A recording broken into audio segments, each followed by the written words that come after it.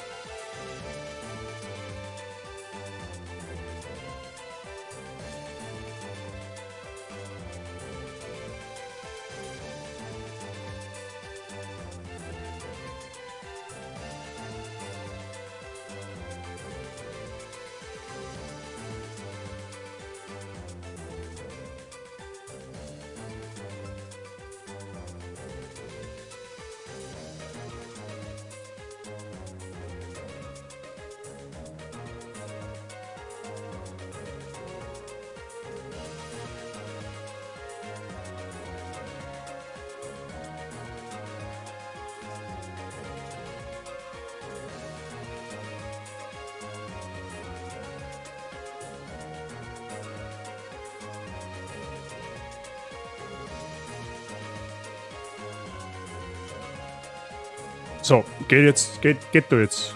Bot, wie schaut's aus? Du gehst. Du hast quasi keinen Zwickeltag, oder wie sehe ich das sehr gut? Ich frage nur.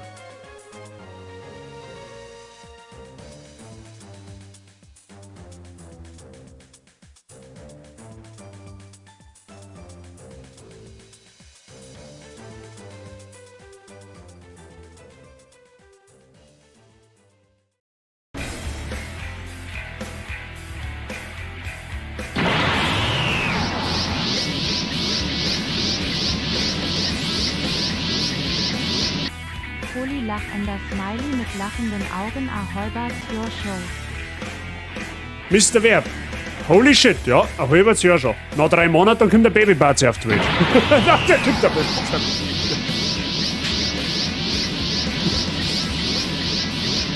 Geschubster Kapo. Geschubster Kapo. Okay, also erst einmal Mr. Verb. Merci für dein Resub im 6. Monat. 3 Monate noch, dann haben wir einen Babybazi. Ja. Ich hoffe, der Witz ist klar. Weiterhin willkommen natürlich in der Bazi Gang. Viel Spaß mit den Emotes. Und dasselbe gilt auch für den Mr. Optio gut zu Fuß, der letzte Woche mal in meiner Firma vorbeigeschaut hat. Den haben wir, ist einer der ersten, oder das ist eigentlich der erste abseits von meinen Real-Life-Freunden, den ich aus meiner Community kennengelernt habe. Grüße gehen dahingehend auch raus. Ja?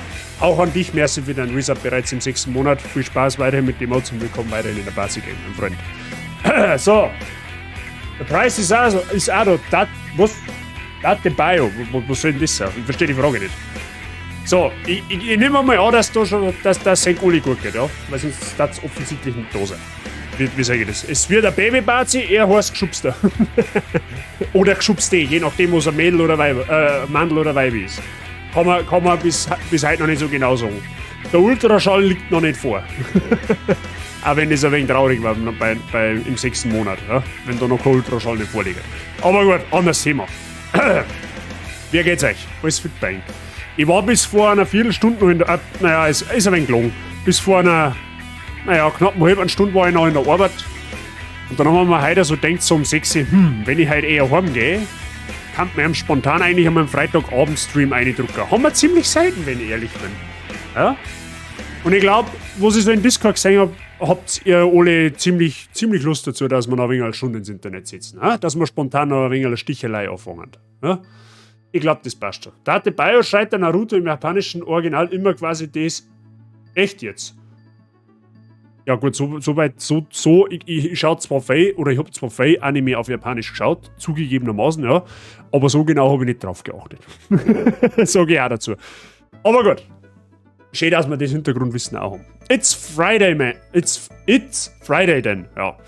Wir alle die Woche jetzt heute keinen Zwickeltag gehabt haben. wie ich halt auch. Ja, die haben halt ungefähr fast gar nichts davon. Aber jetzt machen wir halt einfach das Beste draus. Ja? Kommt mir ehrlich gesagt sogar ganz recht, weil wir ja beim letzten Mal festgestellt haben, also Assassin's Creed technisch, wir müssen die DLCs spielen tatsächlich, damit wir in die letzte Mission kommen. Das heißt, Assassin's Creed 2 streckt sich jetzt unbeabsichtigt noch ein bisschen länger, als wir es eigentlich gedacht habe. Ja, ich werde eigentlich nächste Woche hätte ich gemeint, dass ich fertig wieder mir. Wahrscheinlich brauchen wir aber nächste Woche noch damit. Kommt drauf an, wie weit wir heute kommen. Ja, ich kann jetzt nicht sagen, wie lange ich live bin. Jetzt schauen wir einfach mal, wie lange es uns gefreut, wie lange das da hängen bleibt. Wenn es jetzt natürlich alle um 9 ins Bett fällt, ja gut, okay, dann hauen wir aufs Mai. Aber das wird ja wahrscheinlich nicht passieren. Aber ich schätze jetzt mal so bis um eine halbe, 11 vorbei. Vielleicht machen wir ein wenig länger. Ich weiß es nicht. Jetzt schauen wir mal, wie weit das wir kommen. Und oft zeigen wir es schon. Ja? Weil ich glaube, dass einige ganz ungeduldig auf Plugtail warten. Ist das im Bereich des Möglichen? Kann das sein, dass ihr Bock auf Plugtail hättet? Dann. Ja? Also ich tippe jetzt einfach mit drauf. Also ich habe heute die traurigsten Schuhe, ich habe es gefunden. Ich war amüsiert, ja, ich hab's gesehen. Also das ist ja ein kompletter Unfall. Ja? Also das ist schlimm. Das ist schlimm, aber du kannst nicht wegschauen. Du denkst halt einfach, ich weiß nicht, wer ist denn auf die Idee gekommen? Also ich habe schon viel Scheiß gesehen auf der Welt, auf meine 30 Jahre Lebenszeit. Fast 30 Jahre, ja. Bin noch nicht ganz 30, aber fast. Aber so ein Blödsinn, das habe ich ja den erst noch nie gesehen. Also sowas Kreisliches von Schuhe. Was für dicke Steine! Ja, dicke Steine. Mahlzeit, Mr. Gutzufuß. Danke dir für deine 100 Bits. Vielen Dank. Das ist eigentlich die Schuhe, die du da ins Discord eingestellt hast. Das ist eigentlich noch schlimmer wie die alten Leute, die mit den Säckeln in Klapperl reingehen. Ja, das ist. Da kannst du dem ganzen Krone aufsetzen. Ja, du gehst mit Säckel in die Schuhe rein. Ja, dann hast du einen neuen Weltrekord von Blödheit, so ungefähr. Oder von hirnrissig. Sagen wir hirnrissig. Ich glaube, ich trifft es besser, wenn du mich fragst. Aber gut. Muss man nicht verstehen, meine Schuhe warten es nicht. Ich bin ganz klassisch, entweder Barfuß oder Turnschuhe. Oder halt wahlweise Tennisschuhe. In letzter Zeit eigentlich mehr Tennisschuhe. Oder wie jetzt einfach zickert. Ja, wobei es jetzt barfuß da in der Wohnung eigentlich auch ziemlich geil war, aber das ist jetzt wurscht, anderes Thema. Aber okay, wem es gefällt, mir gefällt es nicht. Und wahrscheinlich 99% von der Community, die nicht taugen die Schuhe auch nicht. Aber gut. So.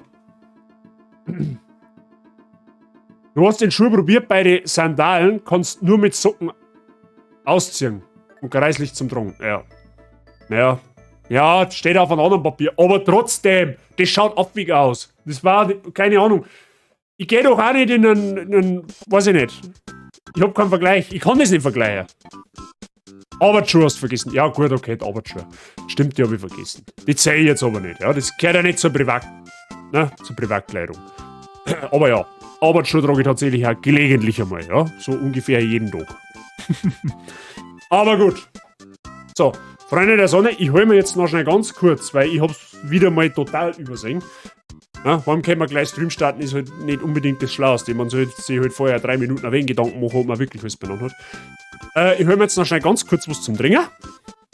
Und dann fangen wir Spielen an. Ist das eine Idee? Dabei könnt ihr auch noch mal schnell ein bisschen gehen oder etwas zum Knabbern holen oder trinken oder was weiß der Teufel. Machen wir heute einen ganz gemütlichen Abend, glaube ich. Oder? Das meine ich ist ein Vorschlag. In diesem Sinne, ich bin gleich wieder da. Ich spare mir jetzt einen Pausenscreen, weil es überhaupt keinen Sinn nicht macht. Ja? Also, bis gleich. Ich bin 30 Sekunden wieder da. Dauert nicht lang.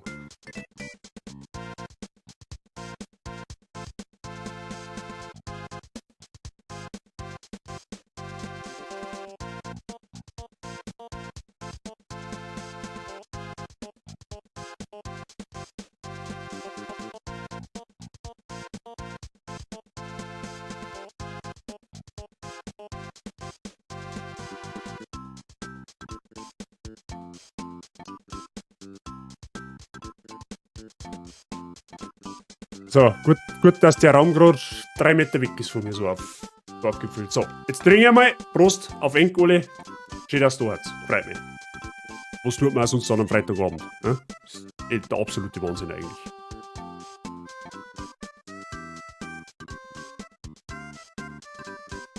Wie wenn Durex Gummistiefel. Ja, so ungefähr. Mr. Seitsching, so ungefähr. Das kann auch gerade von dir kommen, aber ja. Oder Crocs High Heels. Also das war das Höchste. Wenn jetzt Crocs nach High Heels macht, dann hat man wirklich alles erlebt auf der Welt. So, Freunde, jetzt fangen wir Spielen an. ist das eine Idee. Ich glaube, das ist eine Idee, wenn wir Spain anfangen. Spain anfangen. Jetzt passt so 8. So, kommt jetzt wieder der OP-Bildschirm. Ja, den kennt ihr ja schon. Und dann switchen wir im Donau um und dann passt es hoffentlich. Wenn nicht, kann ich es auch nicht ändern. Ich schreit schon, wenn was nicht passt. So, auf alle Fälle, was ist denn heute eigentlich Phase? Phase ist, dass die Gebrüder Orsi Romagna Forli überfallen und die gute Katharina Sforza, die uns letztes Mal dezent bewiesen hat, dass die eigentlich aus Bayern kommen kann, so wie die Flucht und was die Sprüche reißt. Andererseits kannst du eigentlich auch meinen, dass die komplett einen am Kopf hat. Mir hat's gefallen. Jetzt schauen wir mal, ob wir der da aus der Patsche helfen können. Das ist übrigens, ich sag's nochmal, das jetzt ist ein DLC. Kurze Erklärung, wenn man das DLC nicht hätte, ja, dann war folgendes: Nach der letzten Mission in Venedig kommt man ja kurz aus dem Animus raus und dann wieder in Animus rein und dann sagt halt einmal schon, ja, freu dich, du kommst jetzt dann am Vatikan, da ist 1492 nochmal irgendwas passiert mit Ezio, das ist dann letztendlich wirklich die finale Mission. So, und dann verzeiht er noch, ist nett to know, dann verzeiht er noch, dass eben in der Zeit zwischen 1488, wo die letzte Mission in Venedig war, und der Zeit 1492, wo das im Vatikan stattfindet, dass er eben nochmal in Forli war, mit der Katharina irgendwie so Techtelmechtel gehabt hat. Ja, also das ist jetzt das DLC tatsächlich. Und in Florenz ist dann auch noch mehr Apps. Das ist dann das zweite DLC. Da bin ich mir aber jetzt nicht sicher, ob das auch dann ob wir das spenden müssen. Ich gehe aber mal schwer davon aus. Und dann kommen wir erst in die Finalmission. So, genau deswegen haben wir jetzt da, wo wir jetzt da haben. Genau. Deswegen schauen wir mal, was wir ausrichten können. So, wir müssen jetzt auf alle Fälle mal das Tier öffnen, wo die andere schreit wie ein Rohrspatz. Weil Freitag auf die Nacht. Prost, Mr. Price.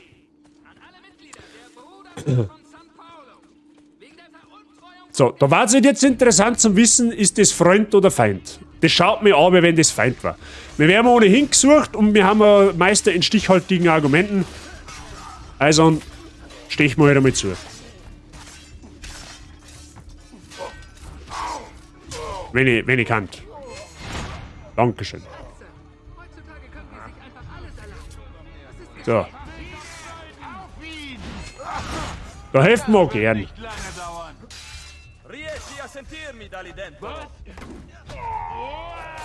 So, einen ins Pipperl und dahin geht's. Oh, das war der Falsch. Hey, seit wann haben die Schwerter? Das ist immer direkt was Neues. Doch nicht einen ins Pipperl.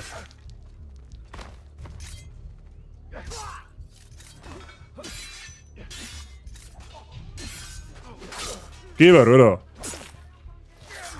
Die freundliche Begrüßung. Wen meinst du jetzt? Mich oder was? Habe ich eigentlich unflauschig begrüßt? Ich hoffe mal nicht. Das mir niemals einfallen. Ah, da hätten wir es wieder Fluch, abgesehen davon. Ingame. Ach so, ja. Alle Gegner in IC, I am in danger. Wenn der Ezio daherkommt, ja, dann haben die dezente Probleme.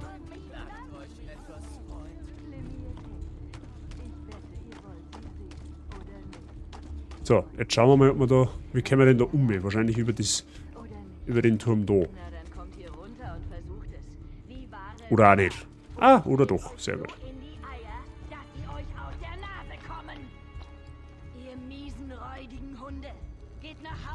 Sollten wir uns das einmal anhören, ha? Ah ja.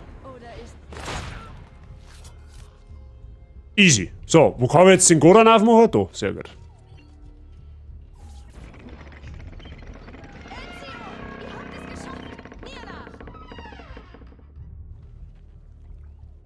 So, was ist jetzt Sache?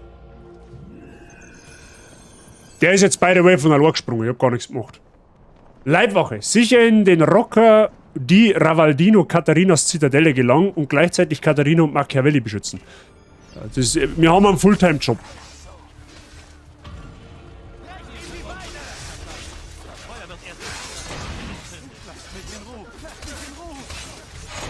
Ja, du stehst im Weg, Zivilist. Das war jetzt blöd.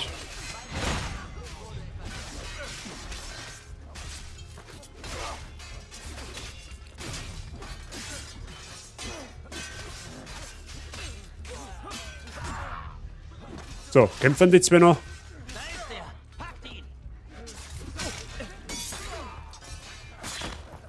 Also wie lange kann man denn für einen Gegner brauchen? Schaut mal, ihr seid so richtige Volksfesttruppen. Das ist ja Wahnsinn.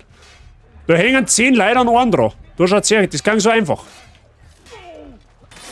So, was kennt sie eigentlich?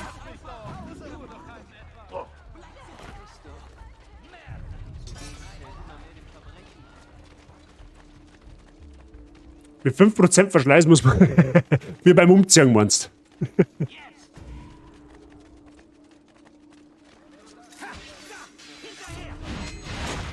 Bis das du helfst, du es dabei. Und dann erkennt man da wieder mal das Fleischermesser des Vertrauens eigentlich ja nicht mehr, oder? Das war doch auch eine Idee. Ja, was haben wir denn?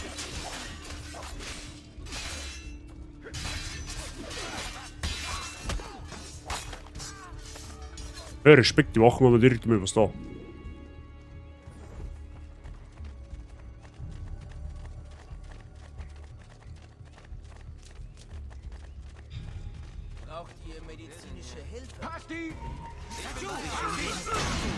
Das ist eigentlich schon witzig. Wir haben in Begleitung von der Chefin von dem Ort und die Wachen fallen uns an, weil wir ja offensichtlich gesucht werden. Weil ja da Gegner eingefallen haben. Logik wo?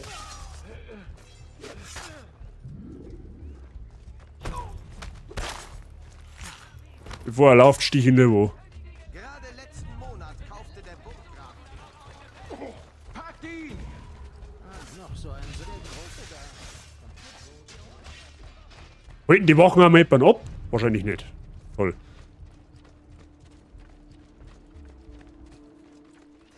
Warum läufst du davon? Nur ein kurzer Schmerz und es ist vorbei. Richtig, für die gibt's nur kurzen Schmerz.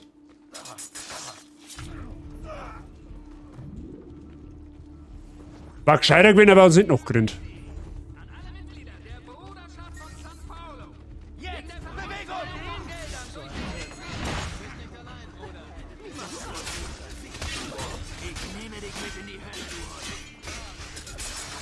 Da gibt's offensichtlich irgendwas umsonst, weil so viele Wochen auf einen Haufen, das ist unmenschlich.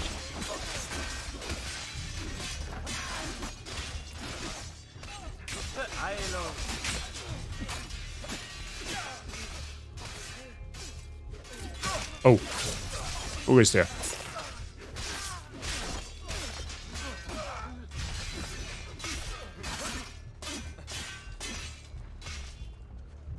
Oh, ich merke gerade, dass der Machiavelli kurz vorm Verrecken ist. Das war aber nix. Mag etwas unaufgeräumt erscheinen, aber ich kann schließen. Was ist hier passiert? Glaubt an mich, Freunde. Öffnet das Tor! Öffnet das Tor! Presto! Ein Hinterhalt.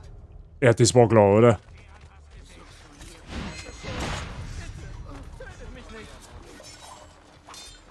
Wahrscheinlich töte ich dich nicht, ja? Was glaubst du?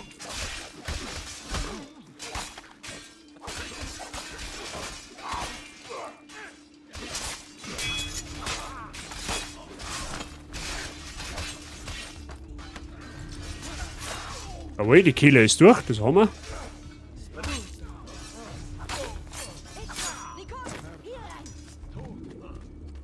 Hat sie jetzt ernsthaft die ganze Zeit zu... Müssen wir jetzt gar nicht auffallen. Ja gut, okay. Bambini! Aber wo sind Bianca und Ottaviano? Vergib mir, Signora. Sie spielten draußen, als der Angriff begann. Ich weiß nicht, wo sie sind. Verstärkung aus den Bergen! Sie durchbrechen die Verteidigung! Ezio, lass diese Bastarde nicht hier rein! Mir nach! Also, ja, mir allein gegen Armee, super Idee. Ganz tolle Sache. Die Stellung halten, die Zitadelle vor allen Angreifern beschützen. Das war ein komischer Screen, aber gut, okay. Wahrscheinlich hat es jetzt alle die Augen verblitzt.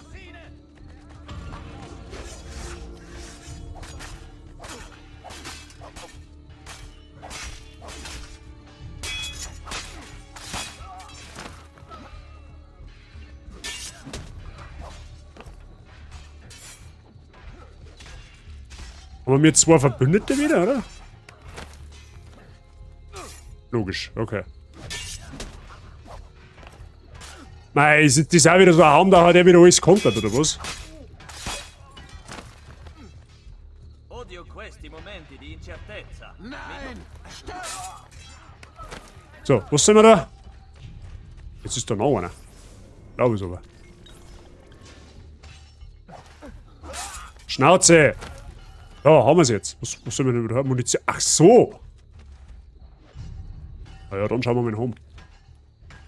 Bitte passt heute Abend mal ein wenig auf. Bei Hetzer war gerade ein Troll, der uns als blablabla Supporter bezeichnet auf Arabisch. Mrs. Lee, erst einmal Hallo an dich. Einen schönen guten Abend. Ich hoffe, dir geht's mittlerweile besser. Mir regelt man das. Der soll ruhig kommen. Den hat's gleich. So schnell hat er gar nicht schauen, fliegt er. Und wird noch gemeint da. Ich habe ja sehr zuverlässige Mods, die wo das erledigen. Sie eine Leute bauen ja sehr gern selber. Aber danke für den Hinweis auf jeden Fall. Vielen lieben Dank. Gut zu wissen. Das ist aber schlimm, wenn man kleine Kinder unbeaufsichtigt ins Internet lässt. Ja, das ist aber ganz schlimm. Das ist dasselbe wie mit den Schmuddelfilmchen. Wenn man sich als 9-jähriger Burm hat, man muss sich Schmuddelfilmchen anschauen. Und dann wundert, dass man hinterher verstört ist. Ja? Das kriegen wir hin.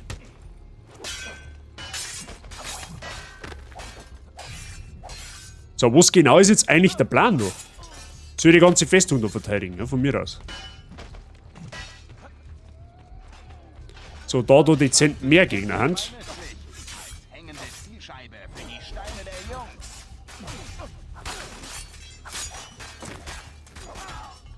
Bitterli, ansonsten alles gut bei dir? Jetzt schon besser?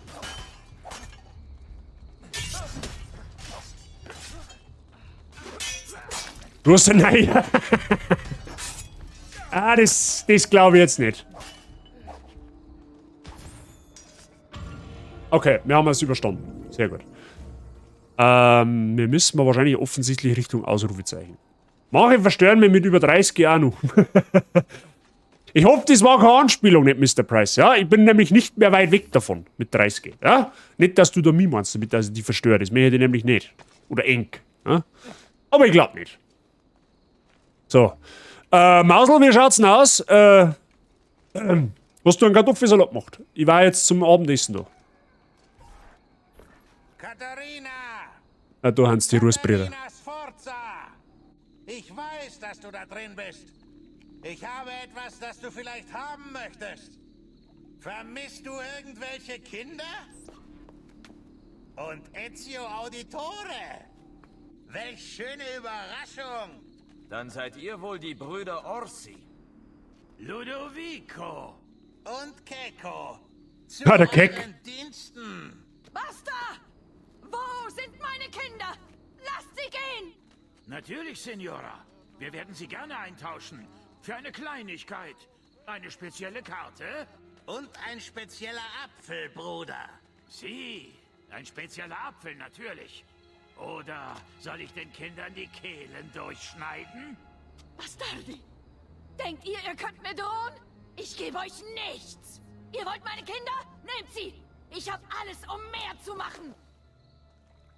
Wenn du deine Meinung änderst, sie sind im Dorf außerhalb der Stadt. Du hast eine Stunde.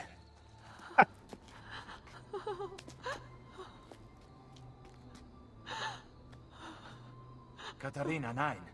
Ich kann euch nicht bitten, eure Kinder zu opfern. Niemand opfert ihr irgendwas. Geht und holt sie für mich, Ezio. Sie. Ihr habt mein Wort. Der Apfel muss in der Zitadelle bleiben. Beschützt ihn.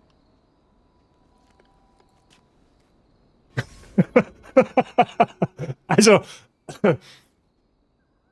wenn der Sei sowas schreibt, dann bin ich es ja mittlerweile gewohnt, ja? Der bringt gerne mal so einen Spruch, ja? Der kommt halt flach, ne? Da weißt du, dass du hupfen musst, im Zweifelsfall. Aber dass er von der Fichterli kommt, der kickt grad anders. Ich kann mir nein machen, ich würde einen Drogenthema, warum, was soll ich verstehe die Frage nicht. Der ist eigentlich hitverdächtig, gell? Also wenn's, ich muss mir mal was einfallen lassen, ob wir nicht in Discord irgendwie ein Emote erstellen können für legendäre Kommentare, die wo dann ein Abzeichen kriegen. Irgendwie sowas, weil auf Twitch geht's ja leider nicht, ja? Aber der hat einen ganz hohen Wert momentan, der Kommentar. Also Fichterli, der kam unerwartet. Also der hat richtig anders eingesendet. Gefällt mir. Wie der Sei schreibt, verstört, gestört, scheißegal, Hauptsache geschubst. Katharinas Kinderretten. Der Pate.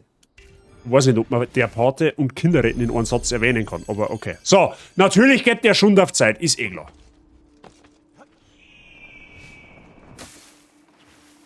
Die Dame hat den Rock doch gehoben. Habe ich jetzt nicht gesehen. Zugegebenermaßen, die Frau Katharina Sforza hat weniger ein Problem damit, Kinder zu machen, als sie für einen Mann zu entscheiden. Das Ganze hat natürlich ein bisschen so ein das passiert ja jetzt da nicht ohne Grund, ne?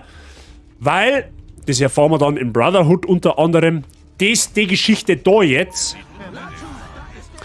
die führt dann später dazu, dass Katharina im Endeffekt, ja, sagen wir mal so eine Art Lebensgefährtin vom Ezio wird. Ja? Das ist jetzt nicht einfach, das passiert jetzt nicht einfach so buxtehude. Ja? Das hat schon irgendwo einen Sinn, dass das so passiert, wie es passiert. Beziehungsweise, wenn man das DLC spielt, versteht man im Brotherhood eigentlich erst, warum sie die zwei so nahe stehen.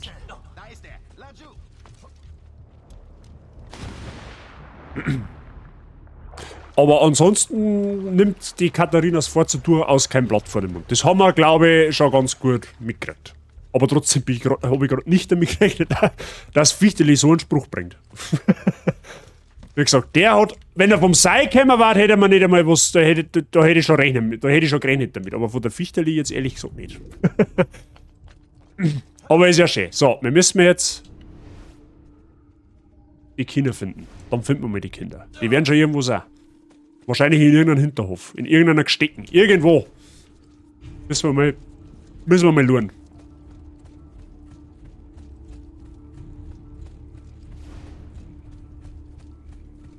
Und wir haben eine fucking 8 Minuten Zeit. Ja, toll.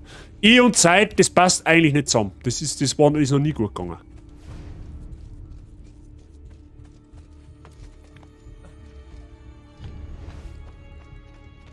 Wir bereiten mal einen richtig gut erhöhten Punkt, wo wir das ein bisschen besser überblicken kann.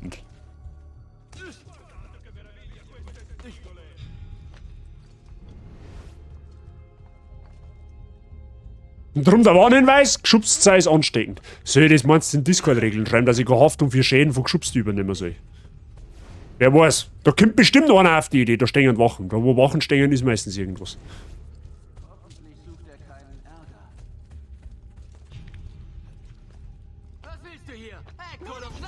Ah, 6, ich hab's doch gewusst.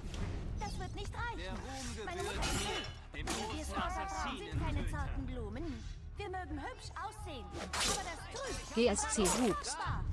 So nämlich. Mal geh doch du mit deinen Schnitzelklopfer. Ha? Was möchtest denn du eigentlich? Glaubt ihr nicht, ich hätte Angst vor euch? Das wäre ein Fehler. So, der Vollständigkeit halber. Und wenn ihr auch nur ein Haar und zum Frühstück fressen. Da ist er. Ein ins Pippal, du zeigst keine Kinder mehr. Das ist wirklich Quatsch. Das Ach, da ist. nie überleben. In einer Stunde. Grazie. Achso, der hat zwei. Achso, man muss zwei auf. Oh. Ottaviano am Leuchtturm gefangen. Das ist einmal ein Hinweis. Sehr gut. Das ist einmal sehr respektabel, dass das Kind wenigstens einmal ein wenig mitdenkt. Dass die gleich sagt, hey, der zweite ist am Leuchtturm hinter. Das ist zauberhaft. Oh, auf 6 Minuten. Ist da irgendwo ein Viertel?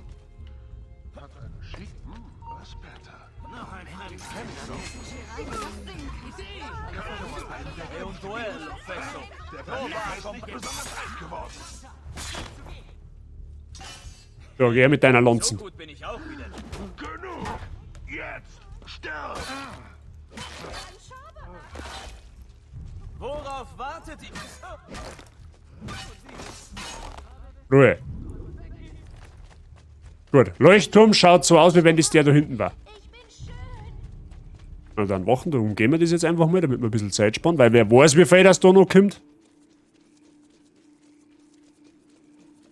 Finde ich aber auch irgendwie gut, dass man das DLC tatsächlich mehr oder weniger spielen muss, weil in Romania Forli hast du ja ohne die DLCs eigentlich fast keine Aufenthaltszeit nicht.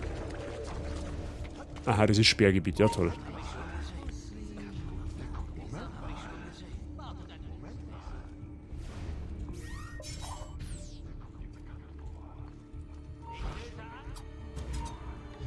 Ach, der ist mit einem Wurfmesser weg, okay. Bazi und deren Mods übernehmen keine Haftung gegen Hirnschäden in Form von geschubsten Content, weder in Discord noch in den Mods auf YouTube oder ja, so ungefähr. Sohn wieder gehen sehen, Katharina? Gib uns, was wir wollen, oder ich stoße ihn über die Kante. So ungefähr. Ich will hier nicht mehr sein! Ja, offensichtlich ist er ganz oben, das ist ja klar. Er war doch eben noch hier. Ich darf halt einmal mit deinem Kopf noch umschauen, dann darfst du mir sehen, du Blindgänger. Zeig dich! Den Das soll halt als Werbung vom Bot laufen. Ey, das ist eigentlich echt keine schlechte Idee. Erinnert's mich da bitte später mal nochmal drauf. Nicht, dass ich es vergesse, aber das war eigentlich echt lustig. Ja. Der sitzt halt offensichtlich ganz oben. Verdammt, Junge! Halt einfach die Klappe!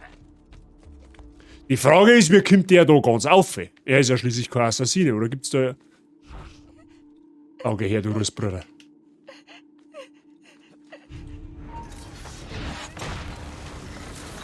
Okay, einer von zwei ist hier.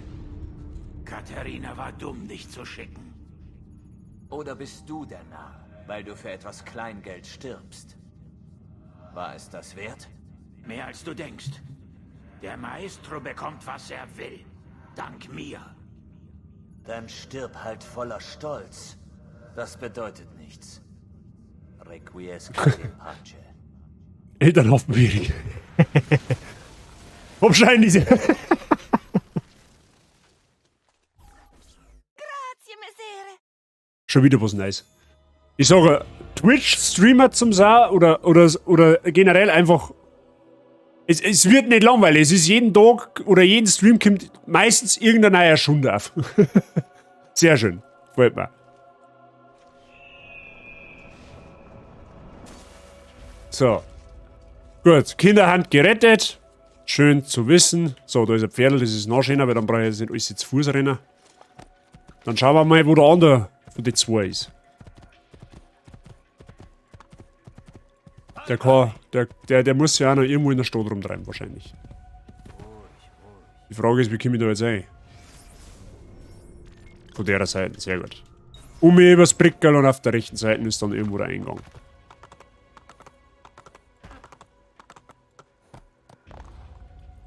Wo ist jetzt?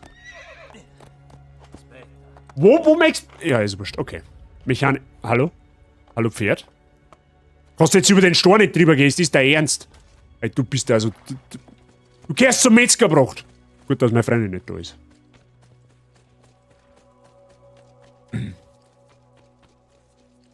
Gut. Gehen wir doch zu Fuß, weil das Pferd das Blöd zum Gehen ist.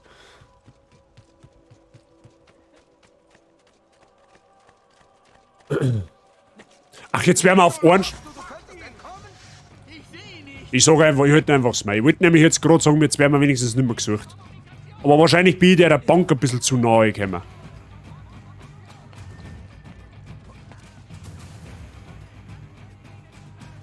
Naja, sollen wir mal suchen.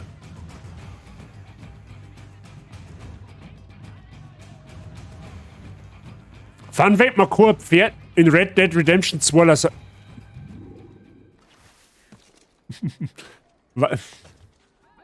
Warum sollte ihn das tun?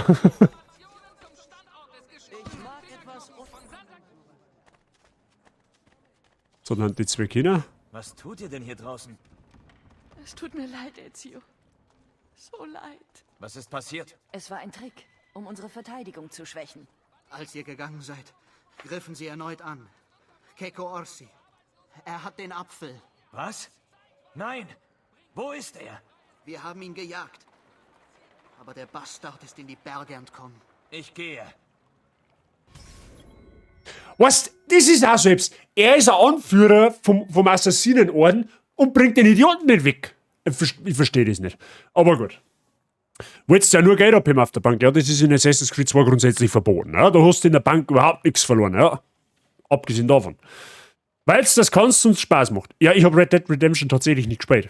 Kennt ihr das Spiel Mein Teddy und ich für den Nintendo 3DS? Nope. Ich kenne Nintendogs. Aber mein Teddy und ich kenne ich tatsächlich nicht. So, was haben wir jetzt? Cecco Orsi finden. Das ist nicht der Cecco, das ist der Kecko. Ja, der Keck. Jetzt werden wir auf einen Schnitt auch wieder gesucht. Lustigerweise geht Leberkäse auch nicht.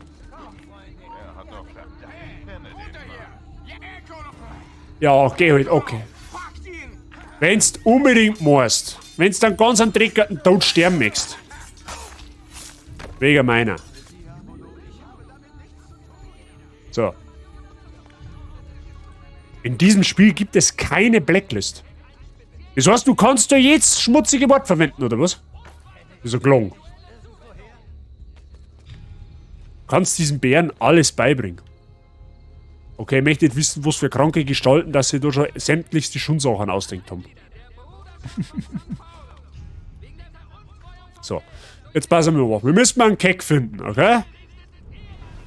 Müssen wir mal einen Keckfilter anschalten. Der blitzt normal ganz gut auf, wenn man irgendwo in der Nähe haben. Da ist auf alle Fälle schon mal Heuhaufen, das ist gut für uns.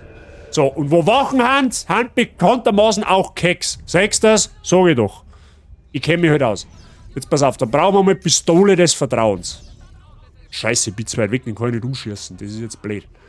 Aber, dass der schon mal verrammt ist, das ist schon mal gut. Und Müll einmal beseitigen. Ja? Das ist aber ganz klar. Ist ein Spiel für Kinder. What the fuck? Ja, okay, wenn man dem Teddy literally alles beibringen kann.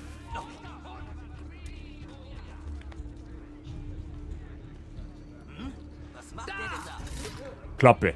So, jetzt Pistole des Vertrauens.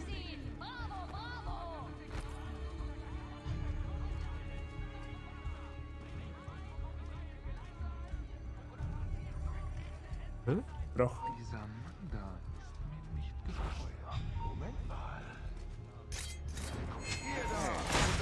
Oder so. Wo sind Kekse? Ich mag auch Kekse haben. Hast du deine Beute wieder? War es das wert? So viel Blut vergießen? Eine Beute von solchem Wert wird dir sicher nicht lange gehören.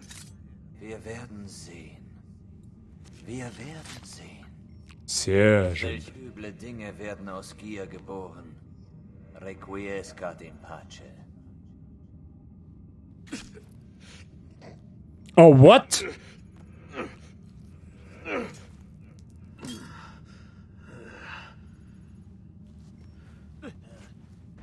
Okay, das habe ich nicht mehr gewusst, dass der verwundet wird.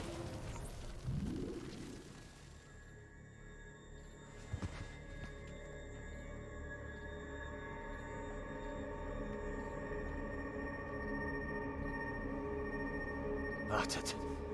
Nicht. Wer seid ihr? Halt. Öffnet das nicht. Habt's den Finger gesehen? War selber, glaube ich, ein Assassine. Er ist ein ganz schön grausamer Hammer, der jetzt so. Na, das eigentlich nicht. Ich glaube, das ist der einzige Kill, der wo so dreckert ist. Ezio, Gott sei Dank seid ihr wieder bei uns. Geht es euch gut? Was ist denn passiert? Oh, der ist kasig. Ich weiß nicht. Eine meiner Wachen hat euch in den Bergen gefunden. Gleich neben Keko Orsis Leiche. Sie. Ich erinnere mich. Wartet. Da war ein dritter Mann. Er nahm den Apfel. Wer? Er trug eine schwarze Kutte, wie ein Mönch. Und ich glaube, ihm fehlte ein Finger. Sie. Katharina, ich muss weiter. Sofort. Natürlich. Dann werdet ihr das hier auch brauchen. Was ist das denn? Die Karte, von der Machiavelli sprach. Die eures Mannes. Ex-Mann, mein Lieber. Er schwor, dass er den Standort aller Kodexseiten gefunden hatte. Ihr werdet den Apfel finden, aber die Gruft ohne die Karte niemals. Hört zu. Da ist ein Kloster im Sumpfland ganz in der Nähe, wo ich schon Mönche in schwarzen Kutten sah. Beginnt dort. Nun geht und findet den verdammten Mönch. Ich glaube, ich werde euch vermissen, Katharina. Oh ja, das werdet ihr. Da ist ein Moore in der Luft, wenn's mich fragst. Alpiner Wandweiß war damals tutschig, aber nicht auf der Haut. Das kannst du mir jetzt nicht verzeihen. Als Kleidung, ja, okay. Aber Hautfarbe Alpiner Weiß, mehr hätte ich jetzt persönlich auch nicht unbedingt haben. Ist auch, abgesehen davon, eine richtig starke Idee. Muss ich schon mal sagen. Dass wenn man gerade von einem Dolch fast erstochen worden war, dass man sich dann schnurstracks sofort wieder aufmacht, ja du, hey, ich muss halt einmal weiter. Weil ich einfach, keine Ahnung, scheinbar kein Schmerzgefühl nicht habe. War schon immer gut.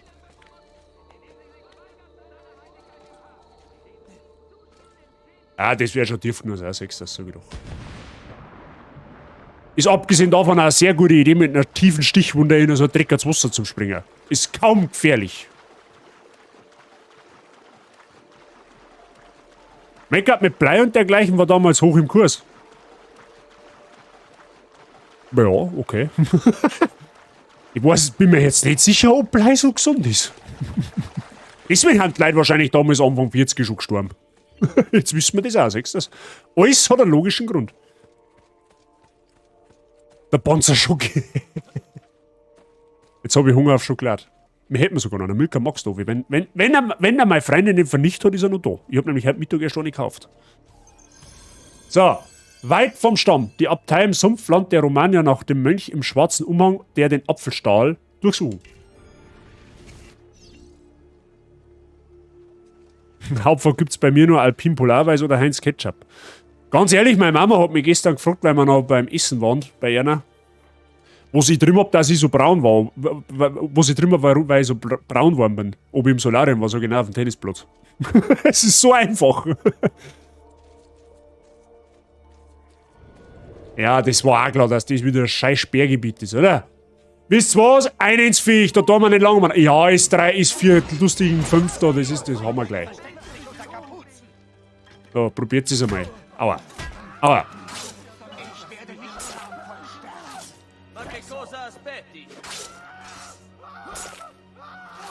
Charlie, du brauchst da gar nicht schreien, das tut da gar nicht weh.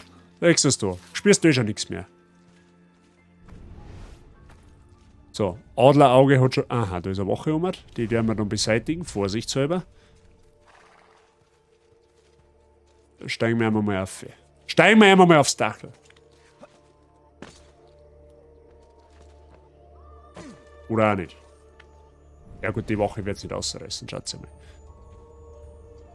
Rudelbuch, Gruppenkuscheln, war jetzt auch dafür. So irgendwie es ist. Aha. Aber wenn ich braun werde, kriegst du auf das immer noch einen Sonnenbrand. Also ich kriege relativ selten einen. Meistens kriege ich, wenn dann an den Schultern und im Gesicht ein bisschen einen. Aber wenn ich einmal am Kopf habe, dann kriege ich keinen mehr. Außer ich lebe mich bei 40 Grad in der Sonne komplett fast pudelnockert in die Sonne ohne Sonnencreme. Dann natürlich ja. Das krasseste, was ich mal gehabt habe, war Sonnenallergie. Ja, da habe ich keinen. Also normalerweise ist es ja so, dass wenn du so einen Brand hast, sie die Haut irgendwann schuppt. Ja, da kannst du irgendwann die Haut so fetzenmäßig runterziehen. Und ich hab's so weit drin gehabt damals, dass meine Haut nicht Fetzen wirft, sondern Bläschen. Ja, das sind wie so kleine Wasser. Ja, so Smarties aus Wasser praktisch. Das war ungeil. Das war dann beim Schlafen absolut keinen Spaß nicht gemacht. Muss ich wirklich sagen. Also wenn ihr das einmal habt, dann hat es aber wirklich lang ohne Schutz in der Sonne gelegen. Dann muss ihm jetzt mal dem Mönch helfen. Ja, easy. Friede sei mit euch. Grazie. Ob ihr mir wohl helfen könnt? Was sucht ihr? Ein Mönch in einer schwarzen Kutte, dem einer seiner Finger fehlt. Bruder Guido hat nur 19. Seid ihr sicher, dass es kein C war? Ziemlich sicher. Und dann haben wir noch Bruder Domenico, aber ihm fehlt der komplette linke Arm. Noch einmal, ich bin sicher, es war ein Finger. Ein Moment. Ich erinnere mich an einen Mönch mit 9 Fingern. Ja, natürlich. Beim letzten Festmahl für San Vincenzo. Im Kloster. Ja, ich kenne den Ort. Ich versuche es dort. Grazie. Geht in Frieden. Das tue ich immer. Gut. Ich gehe nicht zu und wenn habe ich Kombi an. Ja gut, das ist auch, du hast auch einen guten Sonnenschutzfaktor mit der Lederkombi. Das ist definitiv, ja. Mein absolutes Highlight war jetzt ein Sonnenbrand auf den Fußsohlen. Aber wie geht denn das? Wie kann man denn... Also jetzt muss ich vielleicht schon mal blöd fragen. Es gibt einige Stellen, wo man eigentlich keinen Sonnenbrand nicht kriegen kann. Fußsohlen ist eins davon. Wie geht denn das? Ist da beim Radl auch ein Sonnenbrand? Kriegt trotz viel Schatten und Bewölkung. Ja, die Sonne ist stärker als man meint. Das ist total heimtückisch. Das war damals auf Fuerteventura so lustig, vor 4 Jahren. Da war es ja relativ... Ja, es war ein wenig windig. Ja? Es hat so gefühlt 25 Grad gehabt, war sonnig, aber es ist da halt nicht so heiß vorgekommen und dann haben halt auch ein paar Spezialisten gemeint, ja, brauche ich keine Sonnencreme, das ist eh so heiß. Ja, am nächsten Tag haben sie mit Mr. Krabs austauscht. Also die waren krebsrot, wirklich krebsrot. Und uns haben sie auf einen Abflug schon gesagt, hey, dort sind keine Sonnencreme auf, weil das sehr heimtückisch sein kann, das Wetter. Zu Blasal habe ich mal gehabt, noch am Wandertag mit einem Trägerleiberl und einem Rucksack. Also, wie gesagt, ich hab schon den einen oder anderen krassen Sonnenbrand einmal gehabt, aber das war echt absolut krank. Das hat dann echt keinen Spaß mehr gemacht. Auf dem Bauch liegen und Füße in der Luft, ja, das ist auch eine Möglichkeit. Die Frage ist, wie lange hält die Stellung aus? So, wie geht's jetzt in die Burg da wieder rein? Das ist das Einzige, was mir ein wenig angehasst an den Ort. Da kann man bestimmt durch da, oder? Der erste Tag am Strand, die Sohlen waren mit einem Handtuch bedeckt oder im Sand verbuddelt. Er hatte dort einen... Ja, er hat sich wahrscheinlich die Füße im Sand mehr oder weniger verbrennt, oder? Also jetzt nicht der klassische Sonnenbrand, sondern halt einfach, ja, buchstäblich verbrennt im Sand. Das kann natürlich möglich sein. Weil Füße, also die Sohlen haben ja tendenziell am Boden. Ja? Also da kommt in der Regel die Sonne nicht wirklich hin. Der Sand war kühl. Verstehe die Frage nicht. Also das kann man wirklich... Wie gesagt, es gibt die eine oder andere Stelle im Körper, ich gehe jetzt nicht näher drauf ein, die kann eigentlich keinen Sonnenbrand nicht kriegen. Und die Fußsohlen ist eigentlich eins davon. Wir wissen nicht, wie er das geschafft hat. Ja, ich kann dir jetzt auf Anhieb auch nicht sagen, wie er das hingebracht hat. Wir sind in Bulgarien, die Crocs in der Sonne wegen der Hitze eingegangen. Ja. Gummi soll, wenn es heiß ist, auch nicht angenehm sein, habe ich mir gehört. Oh, er ist unser Ziel. Entschuldigt, Bruder. Ich frage mich, ob ihr mir... Teuflischer Dämon! Weiche von mir! Was ist denn? Du bist es, der Bruder Stefano getötet hat! Brüder! Der Mönchsmeuchler ist zurückgekehrt! Hä, was ist jetzt? Was soll... Hä, was soll... Die ab... Was? Da gehst du her, hat die schon.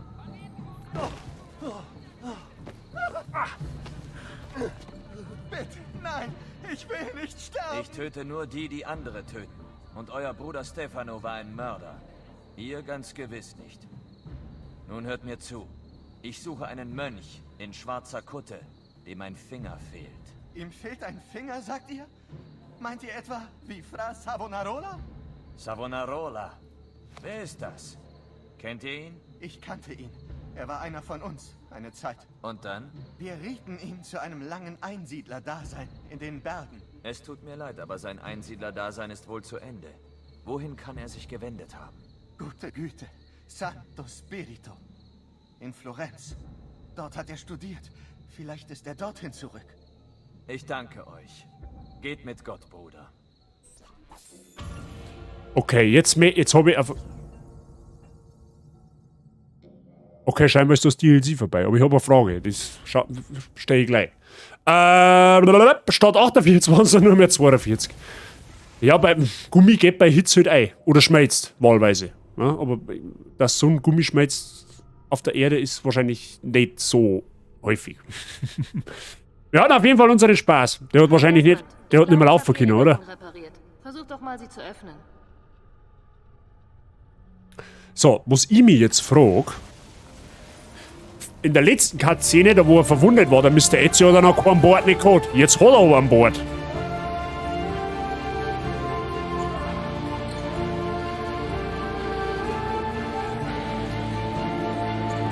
Renner, habe ich dir, grüß dich.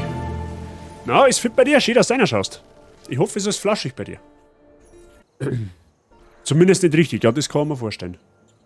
Das kann ich mir vorstellen.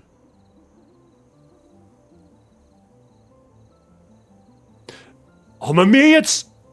Wait a minute. Moment einmal. Da kommt jetzt mein Monk gerade durch. Das möchte ich jetzt wissen. Ist da jetzt ernst, habe ich mir jetzt da verlesen oder ist jetzt da Jahr 1497 gestanden? Oder habe ich mich da jetzt verlesen? Jetzt passt so was. Das mag ich vorher jetzt schon wissen. So. Die Reise beginnt 1459. Stimmt nicht ganz, weil da kommt er auf die Welt. Oder? Na doch, 1459 beginnt die ganze Reise. So. 1488. Sequenz 12 ist Angriff auf Forli. Das ist 1488. Okay? Das ist jetzt fucking, das in Florenz ist jetzt fucking 9 Jahre später, ja? Das heißt, wir haben jetzt einen gewaltigen, hey, ist dann die letzte Mission 1500 erst, war das 1502, waren wir nämlich nicht mehr sicher. Ich hätte nämlich gedacht, dass 1497 Finalmission ist. Aber gut, okay, wir haben jetzt einen Zeitsprung von fucking 7 oder 8 Jahren gemacht. Okay? Das ist massiv. Das darf jetzt auch erklären, warum er an Bord hat. Ja, das erklärt es auf jeden Fall. Aber dass das so, der hat 8 Jahre gebraucht, um den Deppen in Florenz zu finden?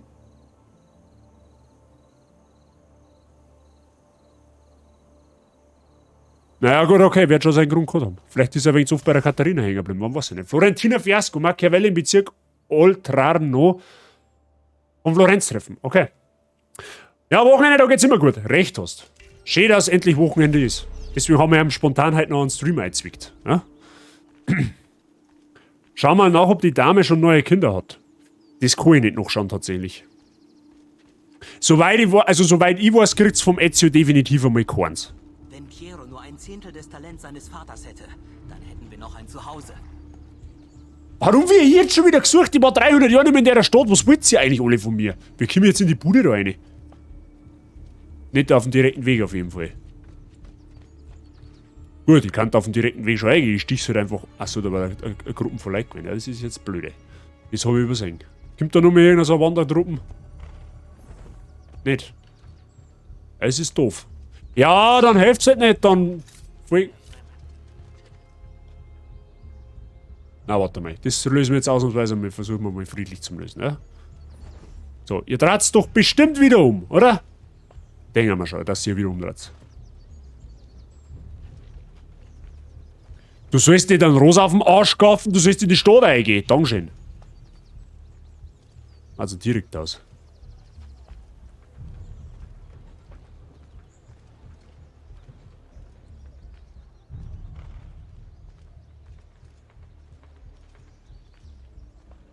Also so blind aus Wache muss der echt sein.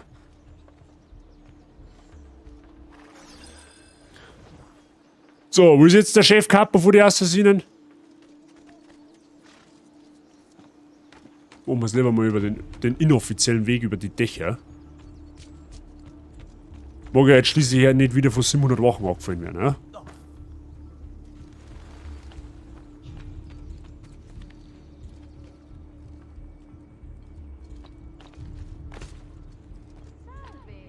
Oh, da ist ein Bürgerkrieg.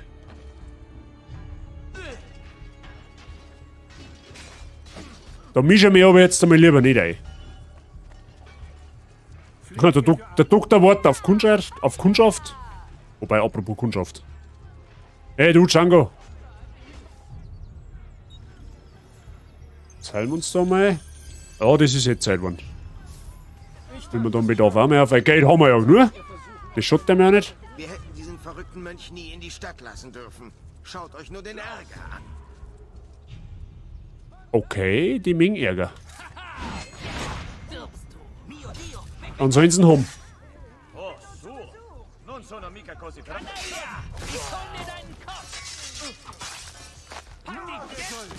Seid nur bereit, wenn der Moment Kommt schon ran! Stirb!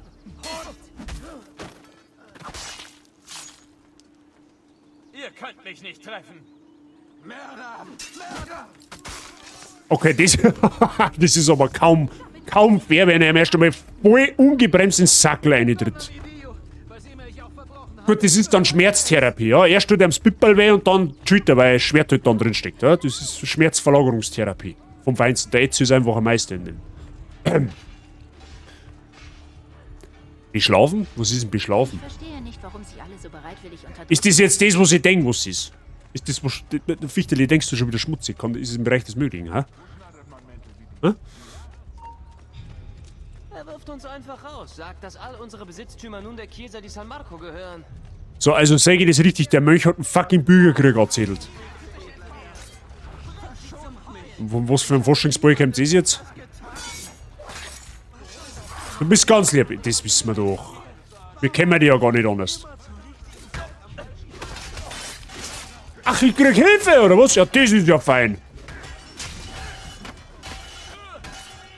Sai, le armi servono. Blitzt ihn auf.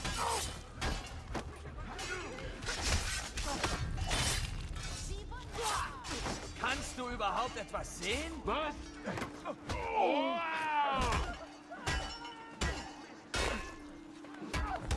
Ja, sehen du da jetzt nichts mehr und geh kann er auch nicht mehr. Das, aber der ist aber wirklich von dir ist das ungebremst gekommen, ja? Ich hab's vorher gesagt, wenn der vom Sai gekommen war, überhaupt kein Thema, dann war halt, ne? Das kennt man ja. Der Mr. Sai, das war komisch, wenn das von Mr. Sai eigentlich nicht kommt. Aber bei dir war der echt, bei dir ist der auch gekommen. Um uns von der Tyrannei zu befreien. Das ist nur ein Mythos. Eine gute Nachtgeschichte für Kinder. So. Was hast du die ganzen Jahre eigentlich da? Du bist ziemlich fett geworden, ja? Also bist wahrscheinlich faul auf der Couch gelegen und hast da, weiß ich nicht, von McDonalds oder vom Burger King bestellt. Oder von beiden, je nachdem. Wahlweise. Salve, Ezio. Ihr habt einen guten Moment für die Rückkehr gewählt. Es ist also wahr. Savonarola hat die Kontrolle über Florenz. Ja. Zweifellos half ihm dieses heimtückische Artefakt. Dann sollten wir uns endlich darum kümmern. Das könnte komplizierter sein, als ihr denkt. Ha. Wann ist es das nicht? Warum erzählt ihr nicht, was ihr wisst? Kommt mit mir. Der ist schwanger. Alles begann vor ein paar Wochen. Der Mann, den einst alle... Er ist flauschig. ...wurde plötzlich von allen vergöttert. Ah, der Apfel. Nur zum Teil. Er hat nicht die Stadt verzaubert, nur die Anführer. Alter, kannst du Bremse einhauen? Und Macht. Im Gegenzug unterdrücken sie das Volk und setzen seinen Willen durch. Das Volk tut so, als hätte es dazu keine Meinung. Selten ist der Mann, der es wagt, gegen den Strom zu schwimmen. Und so ist es an uns, ihnen die Wahrheit zu zeigen.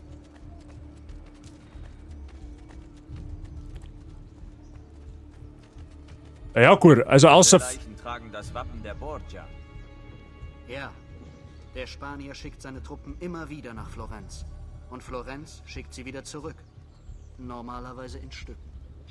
Dann weiß auch er, dass der Apfel hier ist. Eine unglückliche Komplikation. Hui, tun wir es. Ja, der, wo was der, aber mit denen bist du hast da überhaupt keinen Geschmackssinn, nicht, oder? Also dir graust du wirklich von gar nichts. Der hat Hunger. Ja, da passt Feier, das glaube ich schon, dass der Hunger hat.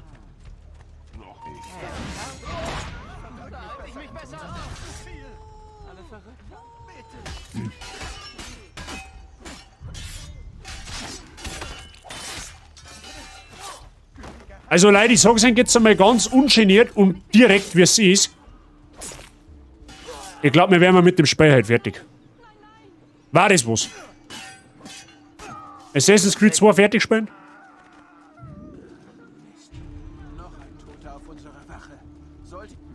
Oder 2 Flora... Kommt und holt!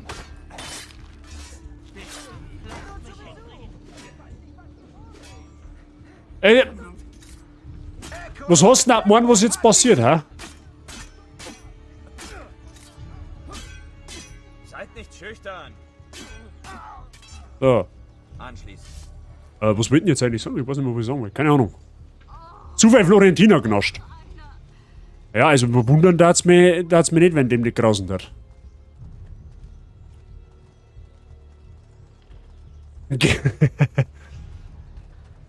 Dann gleich straight an den Ratzensimulator. Ja, heute dann wahrscheinlich nicht mehr, aber beim nächsten Mal dann. Aber das kommt jetzt drauf an, wie lange sich das scheiß DLC da jetzt noch zirkt. Wir haben ja jetzt mittlerweile für die Leute, die das nicht mitgekriegt haben, im zweiten Teil vom DLC. Ja, also in Florenz. Ein direkter Angriff wäre gefährlich. Wahr. Doch gibt es eine andere Option? Abgesehen von den Anführern haben alle Bürger ihren freien Willen, ja? Sie. Und sie folgen Savonarola nicht freiwillig, sondern aus Angst? Sie. Dann nutzen wir das zu unserem Vorteil. Wenn wir seine Anführer ruhig stellen und Unruhe schüren, wird er abgelenkt und ich habe eine Gelegenheit zum Schlag. Raffiniert. Ich spreche mit La Volpe und Paola. Sie können helfen, den Aufstand zu organisieren, während ihr die Bezirke befreit. Also abgemacht. Ich kümmere mich um seine Helfer. Und das ist jetzt eigentlich... Ja, schaut mal auf die Minimap. Das seht ihr ja. Und das ist eigentlich das, was das DLC so lang macht. Weil du da... Jetzt pass mal auf. Das war ein wenig zweit. Weil du da einiges an Zielen erledigen musst. Ich meine, die sind zwar relativ einfach, im Endeffekt ist es nur so, du hast ein Gebäude, da haben 100 Wachen gefüllt und einer ist halt der Richtige und den musst du halt abnehmen. Ja? Das sind jetzt nicht einzelne Dungeons und einzelne Segmente, das geht relativ vom Kill-Vorgang her relativ simpel. Da läuft da meines Wissens noch keiner weg, glaube ich zumindest. Und im Endeffekt ist das ziemlich strikt gehalten, das DLC, du killst die ganzen Helferlein, dann kommt der einer aus seinem Lochkrocher, du killst den, der aus dem Lochkrocher ist und alles ist tutti fein. Ja? Ich gehe jetzt damit davon aus, dass wir das vorher ewig noch hinbringen.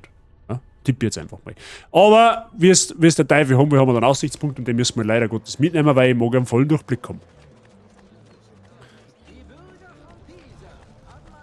Was sind das eigentlich für Assassinen, dass die immer Ezio's Hilfe brauchen? Das sind unfähige Idioten. Ja, wenn sie das genau wissen möchten. Ja, der Machiavelli tut so, wie wenn er was war, kann aber in Wirklichkeit auch nicht mehr als wir schimmen.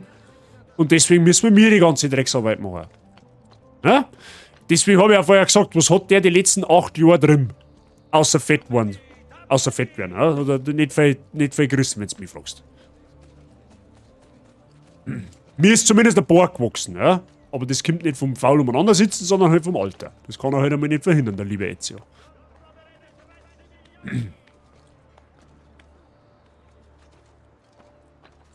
So. Und Luftverbrauch, genau. Das hat er auch da. So. Jetzt passt so weit. Jetzt müssen wir mal ein wenig Marschrouten machen. Jetzt schauen wir mal, was das gescheiter war, wie wir lang gehen. Das war der falsche Knopf. Da müssen wir her. So. Ich darf jetzt... Oha, da kommen da noch mehr Türme. Ja gut, das ist jetzt einmal zweitrangig. So wichtig ist das jetzt nicht. Jetzt steckt man einfach mal das Gebiet da ab. Ja? Das heißt, da haben wir jetzt 3 Ziele. 1, 2, 3. Gehen wir Reihe um, haben die ersten 3 schon mal beim Teufel. Der andere steht direkt vor unseren Nosen. Das kriegen wir auf alle Fälle hin. Die händische Popelmaschine erfunden. Ja. Wie in Ihnen ein Passbohrer. So. Wahrscheinlich ist der Zipfel Adam. Aha, siehst du es da? Der ist da oben wahrscheinlich.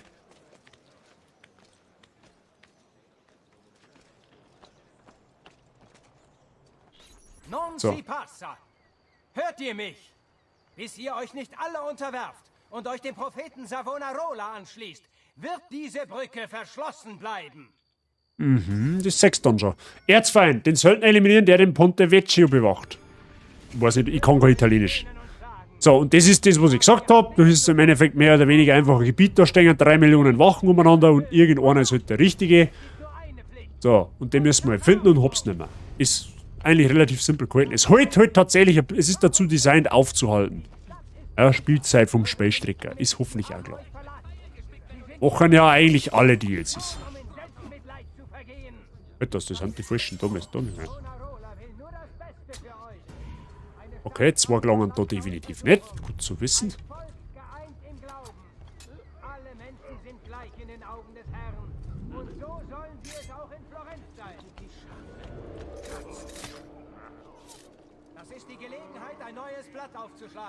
Also ich kann den jetzt schon mal mit Sicherheit sagen, wir werden es nicht schaffen, den still und heimlich umzubringen. Das ist eigentlich für mich fast unmöglich. Weil das so der... Wobei, Moment mal. Ah, da stehen ganz 2 umeinander. Das ist ein bisschen blöde, weil dann kann ich... Ja, wobei... Eventuell... Oh. Ja, das war jetzt so nicht geplant. Oh gut, okay. Ist wurscht.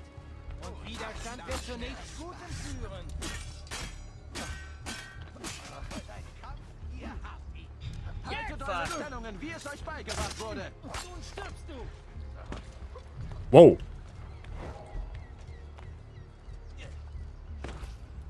Also eine Drecksau sperre meinen Weg ab. Mir ist das eh nicht klar. Haltet ihn auf. Okay.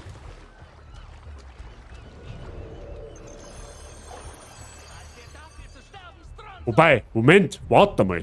War eigentlich gar nicht mehr so dumm, dass der uns da oben hat. Weil, jetzt sehen sie uns ja nicht mehr. Im wahrsten Sinne des Wortes untertauchen. Und jetzt können wir den anderen einfach von der Seite hops nehmen. War doch eigentlich zauberhaft.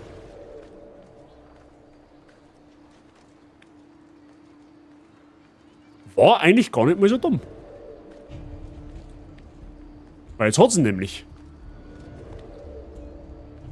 Das weiß er nur gerade noch nicht. Easy. War zwar nicht elegant, aber effektiv. Kleidung des Adels. Wie konnte Savonarola euch blenden? Reichtum und Macht garantieren nicht so viel. Der Mann, der dies alles Ich wollte erreicht hat, war Gold Roger, der König der Piraten. Und jetzt habt ihr Ja. stattdessen nichts. Das hier musste einfach getan werden. Requiescat in pace. So. Ich mache mal. Okay, und was hat man das jetzt gebracht? Nix eigentlich. Anonym werden, okay. Alle Wege führen nach Rom. Früher oder später, ja. Führen uns tatsächlich nach Rom, ja. So ist es doch nicht. So, können wir jetzt mal anonym werden. Die paar Hanseln erwischen uns ja sowieso nicht mehr.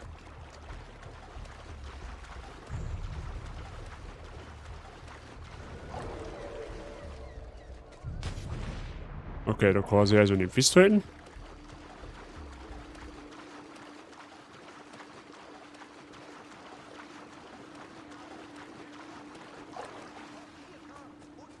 Wie hartnäckig, dass die festhalten, gell?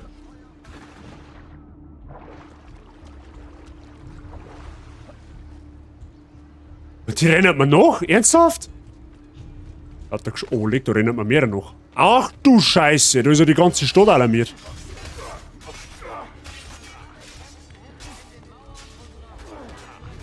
Weiß ja, warum ich nicht anonym bin. Da ist irgendwo ein Dachgarten herum, oder? Edith Mord.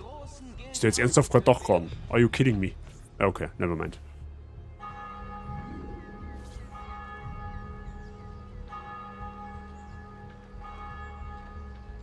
Der Anzintig.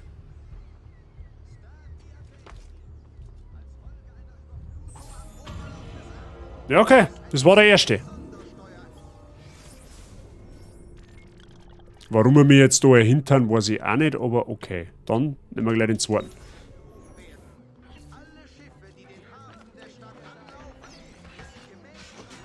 Oh.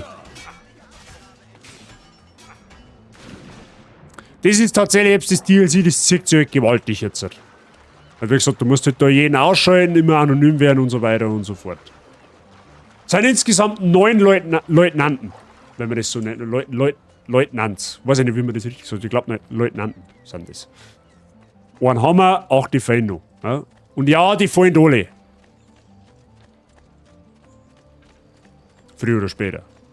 Das ist halt jetzt ein bisschen eintönig tatsächlich, ja. Aber gut, das hilft ja nicht. Hauptsache, er kann seine scheiß Musi nachspielen im Krieg. Ist eh klar.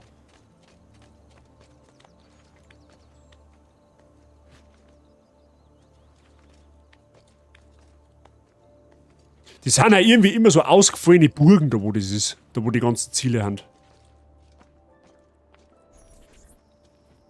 lehnt das Gemeine und Oh, Lack und Leder. Sucht euer Heil in den Flammen. Mrs. Fichterli, du bist Modeexpertin. War Lack und Leder damals auch in Mode?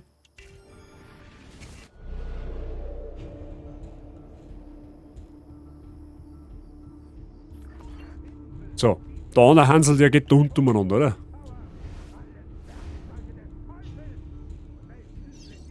Lack und Leder ist immer in Mode. Oho. Oho. Hört. Leck mir, das sind wir 2. Na gut, wenn ich jetzt die umbringe, dann da umhupft, dann quer, dann da auf, dann da oben und dann einmal Kugel ins Gesicht setzt, dann darf er das ja eigentlich auch nicht beschweren, aber gut. Jetzt schauen wir mal.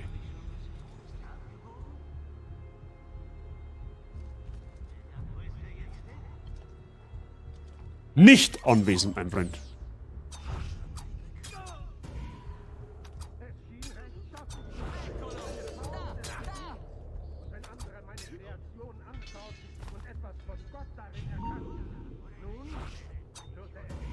Warum geht der daneben?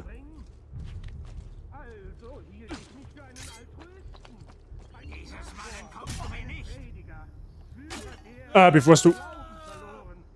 Okay, er ist hier. Komm ich da überhaupt um mich?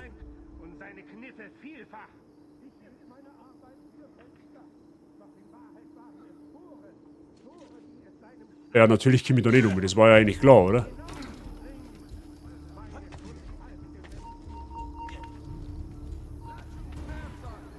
Ja, das war... Das kostet... Warum kommt man... Ich verstehe es nicht. Okay.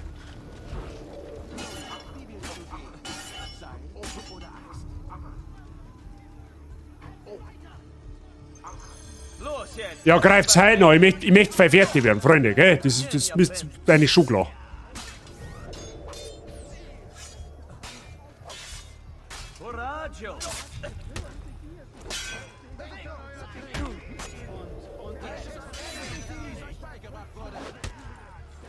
Ja, natürlich können die alles... Die kannst nicht instant killen, ist ja klar.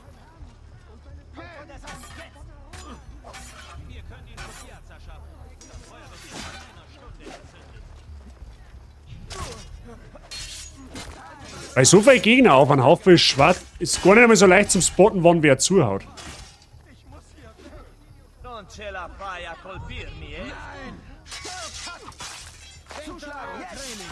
Und unterschätzt mir den Kerl nicht. Habt ihr Angst? Jetzt erledigt ihn! Nicht auf hinten einfallen! Diesmal helfen Du dein Speer her.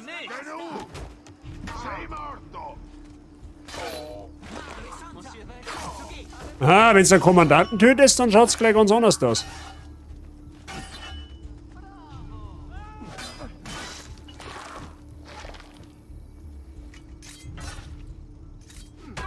Ah.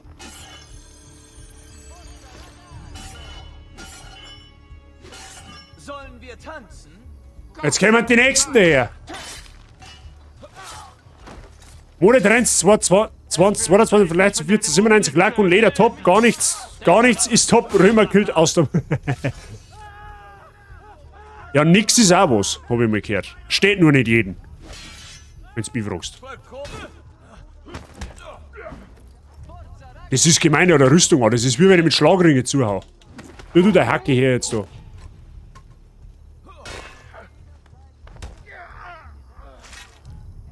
Ja, probier's einmal. Bist nicht mehr so cool. Oh. Gratis-Kastration, sehr gut. So, kann ich dem anderen jetzt eine Freundlichkeitskugel ins Gesicht setzen? Wie schaut's jetzt da aus? Wo ist denn der überhaupt? Ah, da hinspaziert er.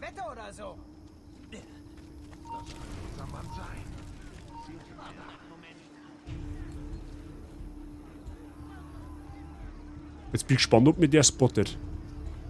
Schätze, hier könnte man sich verstecken. Laju! Da!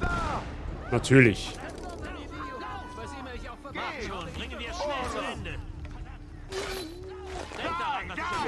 Au, nicht zu zweit. Was hat's denn so grob, ha? Müde werden, also nichts Riskantes, Männer. Wartet auf eure Chance. Genau, hau du mir deinen eigenen auf den Zipfel, das ist gut. Aber was kämen denn da aber gleich so viel? Das müsstest du aber auch übertreiben, ha? Was? Braucht ihr die Erlaubnis eures Herrn? Ich dir die Eingeweide raus. Denkt daran, was ich euch beigebracht habe. Was das Ziel flieht? Wie das Ziel flieht? Nächster, du laufst nicht davor. Es kostet aber Streicher, dass du fließt. Wo ist denn der Penner? Da unten ist er.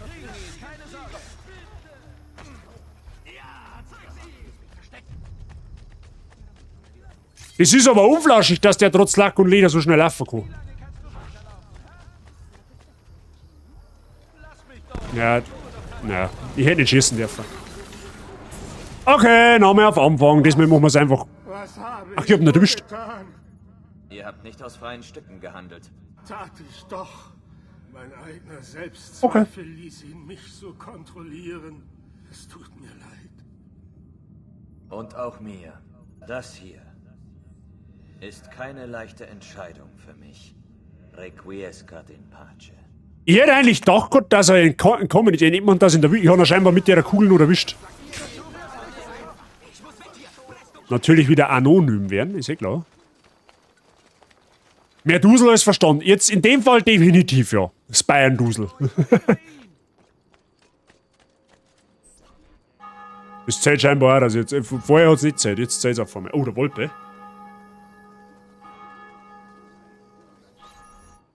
Handat Sintig.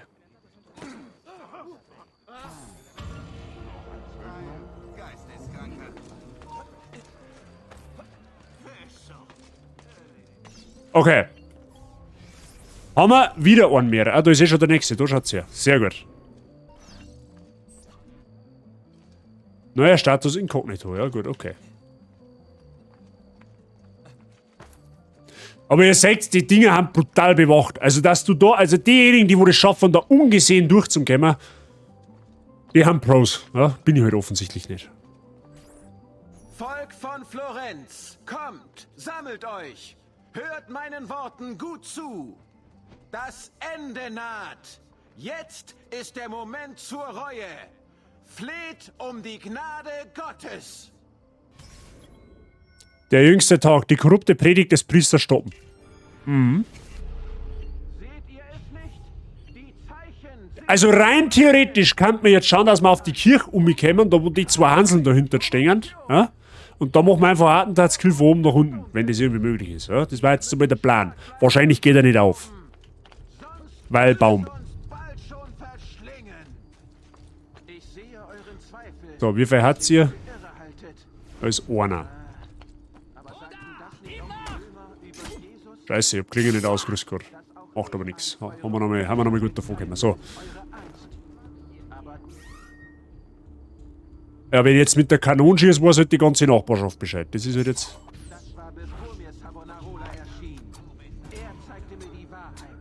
Da muss man so, ich hab zwar jetzt keine Messer mehr, aber. Und so stehe ich heute vor euch, in der Hoffnung, dass auch ihr sehen werdet. Versteht, dass wir an einem Abgrund stehen. Auf der einen Seite Gut, den hat's auch. herrliche Königreich Gottes. Auf der anderen ein bodenloser Schlund der Verzweiflung. Werdet ihr wieder zu Gott finden? Oder werdet ihr euch ins Dunkel werfen? Ihr schwankt schon bedrohlich über dem Abgrund. Okay, den nehmen wir mal danken dann. Okay? Den können wir danken nehmen. Männer wie die Medici und die anderen Familien, die ihr einst als Herren bezeichnetet, suchten irdische Dinge und Profit. Sie gaben So. ihren Glauben für materielle Freuden auf. Wo ist der andere Hansel jetzt? Wo ist denn der hingegangen? Unser weiser Prophet sagte, Ja, gut.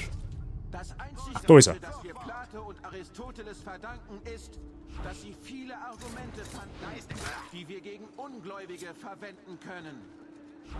Dennoch sind sie und andere Philosophen nun in der Hölle.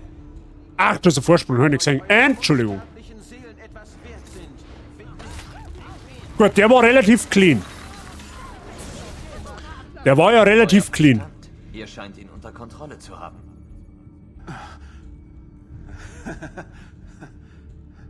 Nicht alle von uns mussten getäuscht werden. Ich glaubte bereits, alles, was ich sagte, ist wahr. Nichts ist wahr. Was ich tue, ist nicht leicht. Requiescat in pace. Aber alles ist erlaubt, scheinbar. So, zupfen wir uns wieder.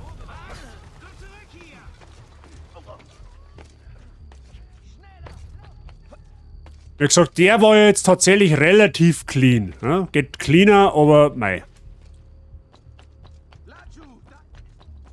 So, da ist ein Dochtterrasse, das ist gut, die nehmen wir jetzt. Dann nehmen wir da mal Untertaucher und alles ist gut. Also mit der jetzt nicht gesehen, wie ich da eingesprungen bin. Also ich weiß es auch nicht.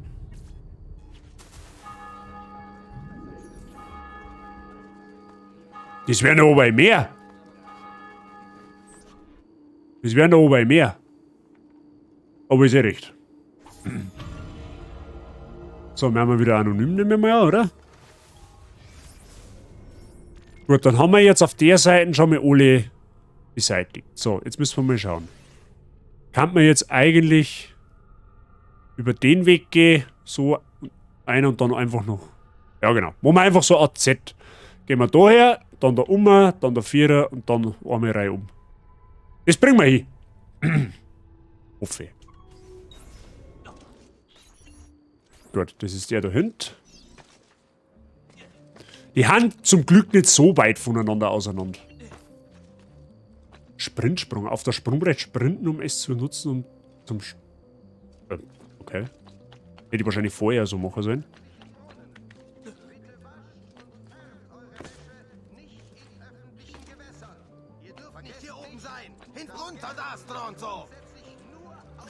Klappe. Steig da auf, wenn ich mag. Nicht, was du sagst.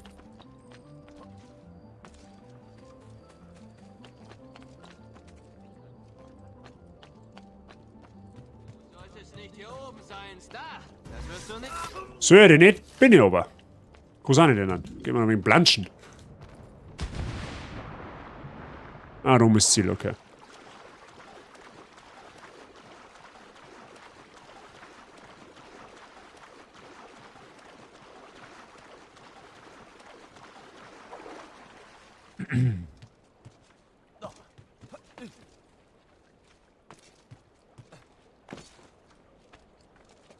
Oh, okay.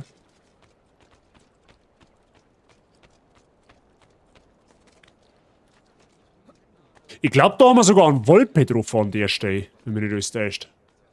Also im zweiten oder dritten Stream. Im zweiten Stream, glaube ich, war das sogar. Wie jetzt, da kann ich doch nicht festhalten.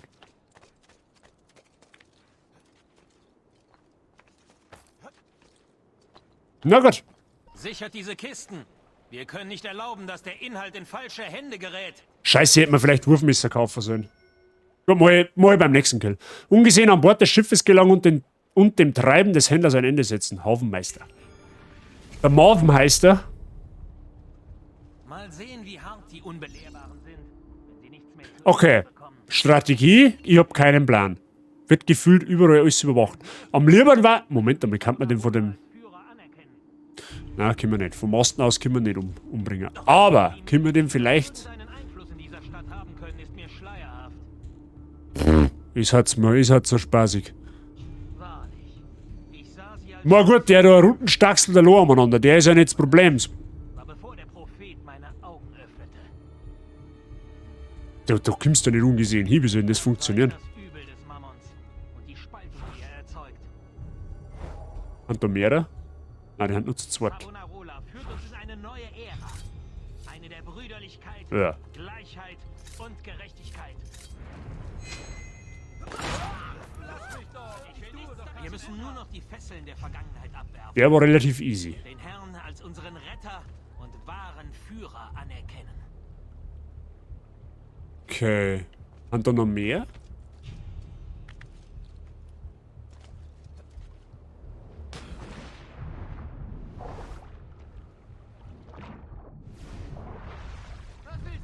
Na, das war ja nicht der Plan. Mit doch oben da. Mal sehen, wie hart die Unbelehrbaren sind, wenn sie nichts mehr zu essen bekommen. So, dann stichen wir mal ab. Sehr gut. So, jetzt müssen wir da irgendwie... Schauen wir mal.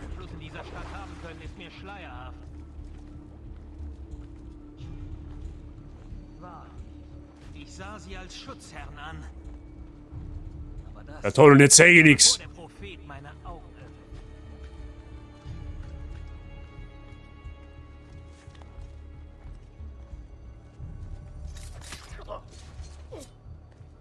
So, von der anderen Seite kommt auch noch einer. Weiß ich.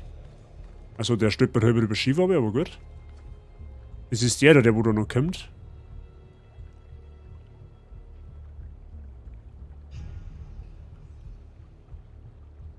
Vielleicht kommt er aber auch nicht, aber ich hätte vorher schon abgemacht von da oben, dass er da auf und an gegangen ist. Ah, jetzt kommt er wieder. Sehr gut.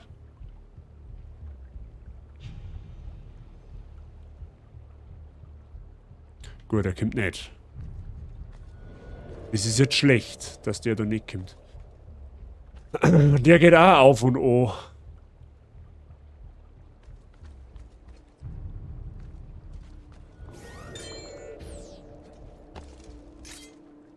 Mal sehen, wie hart die Unbelehrbaren sind, wenn sie nichts mehr zu essen bekommen.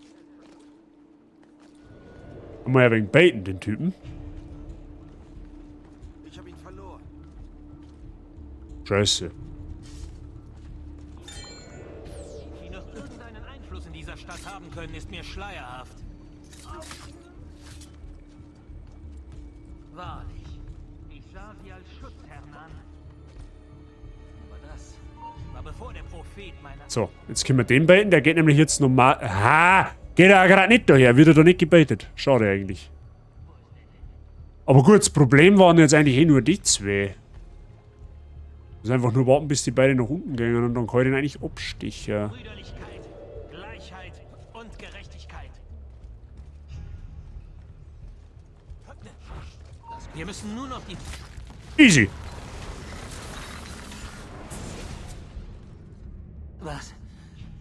Was habe ich getan? Keiner hat's gespannt. Ihr wolltet Unterwerfung erzwingen. Manchmal muss man dem Volk sagen, was es denken soll. Das hat noch nie zu etwas Gutem geführt. Auch wenn das Herz schwer ist. Mein Kopf ist klar. Requiescat in pace. Ja. Ich darf jetzt fast sagen, von dem, wo wir jetzt gemacht haben, war das mit Abstand der cleanste.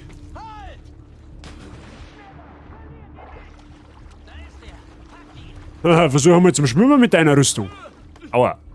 War denn das jetzt? Haben wir jetzt einen Stor auf den Bälle geworfen, oder was?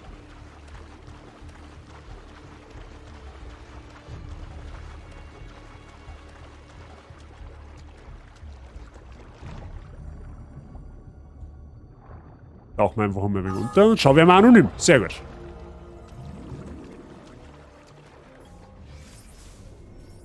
Gut, dann haben wir als nächstes den da. Ah, der ist eh da hinten gleich. Irgendwo. Komm wieder auf die Brücke auf. Ja, perfekt. Haben wir immerhin schon 4 von 9. Fast Hälfte. Truhe voll. Ja, scheiß auf die Truhe. Ich habe so viel Kohle, ich brauche das nicht mehr.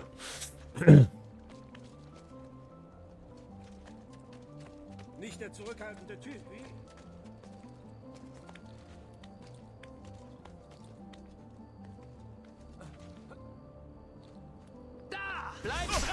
Alter, der fackelt aber nicht lang. Der haut einfach zu. Vielleicht hat er ihn geschreckt. Quasi.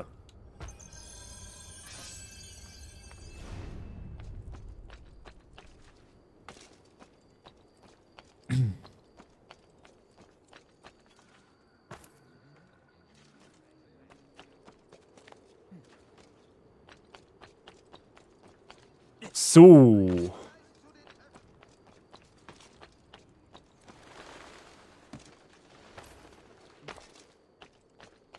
Okay, der ist tatsächlich ein bisschen weiter.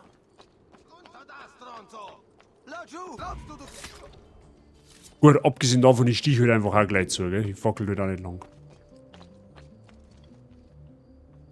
Das ist übrigens Haus vom Ezio, das da. Mit dem Fall, das wen interessiert. Kein Zweifel. Aber. Wird es denn nie enden?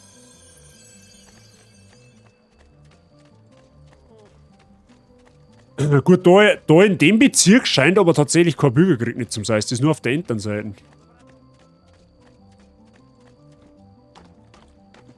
Ich sag schon, wir machen jetzt eine Attentat in unserem eigenen Heim.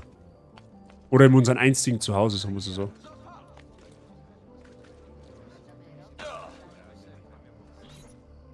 Oder auch nicht. Omnipotens Deus, Rex Regum, et omnium gubernator. Wo auch immer. Sterbesakramente. Ungesehen auf den Duomo klettern und den verblendeten Priester aus seinem Hochsitz entfernen. Entfernen, Freunde, ja? Entfernen müssen wir.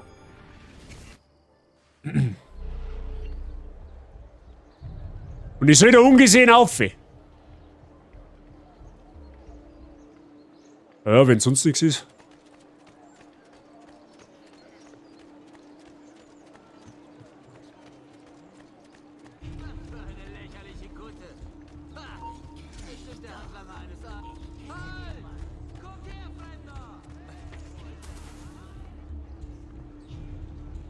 Jetzt ist halt die Frage, ist das wirklich, dass ich da ungesehen aufhören muss, weil dann kriege ich nämlich ein Problem. Da muss ich nämlich zeitnah schauen, dass ich irgendwie nach oben komme.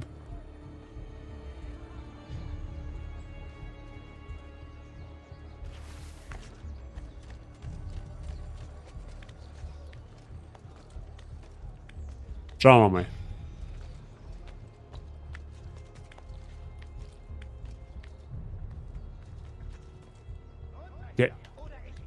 Ja, ja, chill da, ich mich gehe ja schon.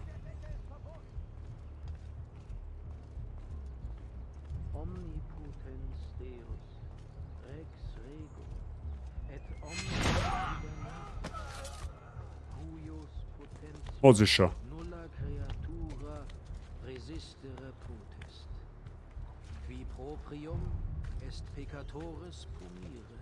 Ja, der frisst gern Puten, scheinbar.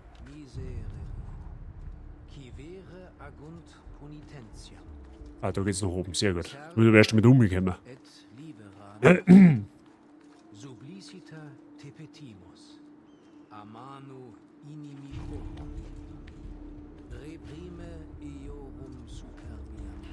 Ja, aber das DLC streckt sich ganz schön. Also so ist es jetzt nicht. Haben zwar relativ einfache Sachen, dass du einfach immer nur jemanden killen musst, aber trotzdem. Das hätten es tatsächlich ein bisschen abwechslungsreicher oder einfallsreicher gestalten können, muss man schon sagen. Aber mein Gott, das nehmen wir halt jetzt einfach mal so mit. Scheiße, ich wollte eigentlich vor der anderen Seite. Ja, ist ja wurscht.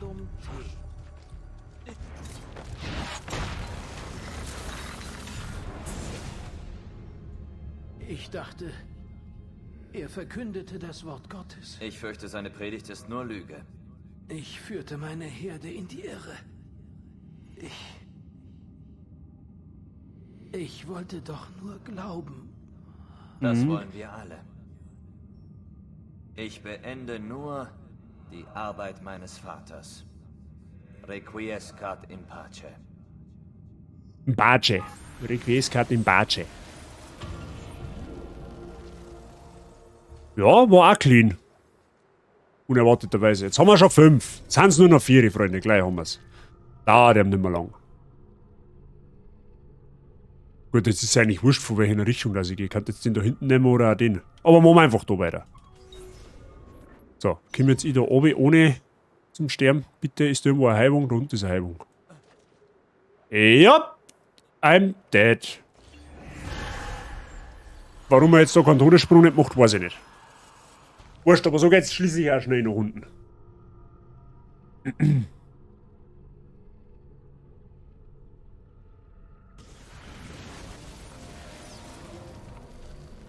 So, aber ich habe jetzt eh keinen avisiert nicht?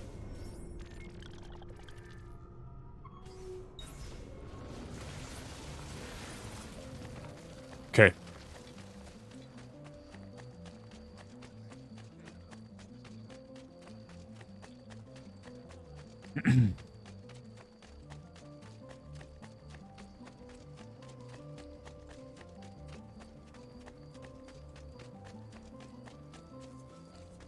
Die Mission scheint aber jetzt auf alle Fälle am Baum zu sein und nicht weiter oben. Weil das Symbol schön aufleuchtet.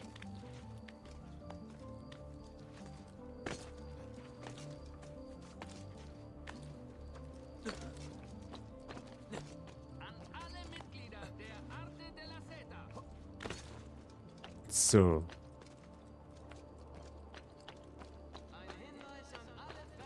Ach, da unten.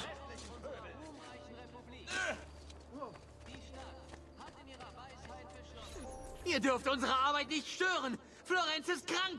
Es ist unsere Pflicht zu helfen. Wie? Indem ihr das Volk zwingt, einem Irren zu folgen?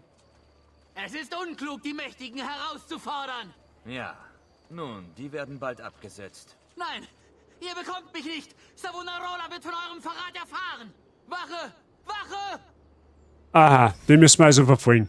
Den Adligen verfolgen und zum Schweigen bringen, bevor er Savonarola erreicht. Das ist schlecht. Verdammt, er entkommt! Dort ist er! Savonarola ist unser Erlöser! Warum widersetzt ihr euch? Tempo, ich verliere ihn! So, jetzt müsst ihr erst einmal herausfinden, wo er ist. Da hinten ist er.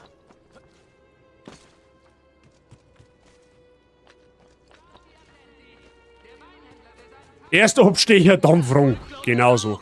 Sonst würde es uns doch nicht folgen! Eine Ruhe gibst. Schleimscheißer. Ich war ein Opfer. Ich bin nicht schuld. Doch, ihr traft eine Entscheidung. Er verzauberte mich mit diesem Ding. Nur Gut, der war weil du schnell. es zuliest. Ich tue dies für das Volk. Requiescat in pace. Brenner, danke dir fürs Vorbeischauen. Dir einen schönen Abend noch. Und hoffentlich bis bald. Schön, dass du da warst. So, dann war es nur noch 3. Jetzt geht's zügig. Der war jetzt sehr schnell. Der hat uns jetzt ausnahmsweise mal nicht wirklich aufgehalten. Hätte jetzt aber einen Arzt avisiert. Hoppala, das hätte ich natürlich nicht.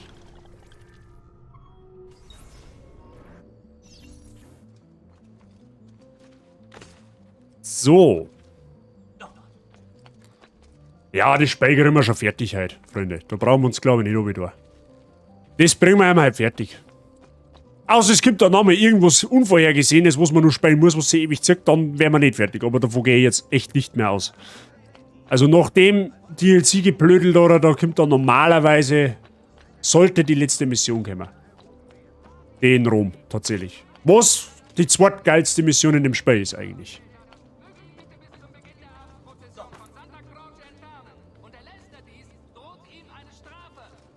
Ja, natürlich. Jetzt bin ich wieder so in einer Burg, wo ich mich nirgends festhalten kann. Das war jetzt auch wieder klar, oder?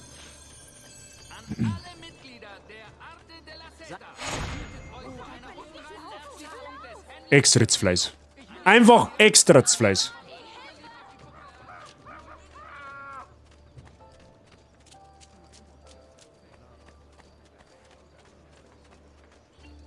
So. Haben wir ja schon wieder anonym. Hat ja keiner gesehen. So, da oben ist die Mission.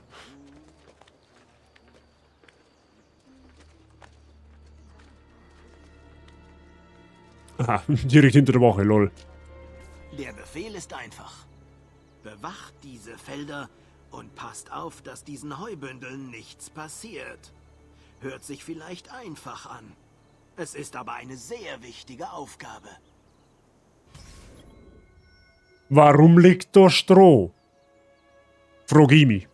Und warum hat der einen Helm auf? Den Bauern töten, ohne seine Leute zu allem. Ah, nicht schon wieder sowas. Ein bisschen untalentiert. Okay, jetzt schauen wir mal. Jetzt müssen wir mal einen Schlachtplan schmieden. Wie können wir... So können wir... Wahrscheinlich können wir über den... in den Haihaufen rein.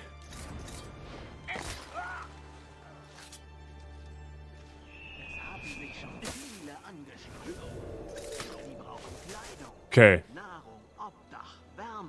Vielleicht haben wir so weit Dusel und der geht genau da vorbei an dem Haihaufen. Das könnte natürlich möglich sein. Ihr denkt, dieser Posten wäre Zeitverschwendung. Doch ihr müsst verstehen. Unser Jetzt schauen wir mal, wo geht er hin? dass wir unser Eigentum schützen. Ihr glaubt mir nicht, oder? Okay, er geht an dem rechts nicht vorbei, aber an dem hinten geht er wahrscheinlich vorbei, oder? Unsere Pferde, die wiederum ziehen unsere Karren, welche unsere Waren in die Städte bringen, wo wir Handel treiben können. Oh, das wird schwierig. Ist also die Grundlage unseres Lebens. Schauen wir mal, was macht er bei dem Hintern? Müssen wir jetzt einen Haihaufen finden, da wo er nah vorbeigeht, idealerweise. Bei dem da hinten. Da hinten geht er noch vorbei. Jetzt schauen wir mal, vielleicht können wir bei dem herin bleiben, wo wir mich gerade haben. Fleisch und Milch und andere Dinge. Seht ihr nun, warum das Heu nicht in die Hände des Feindes geraten darf? Also, nehmt eure Arbeit hier ernst. Sie ist essentiell für unseren weiteren Erfolg. Der sieht irgendwie verdächtig aus.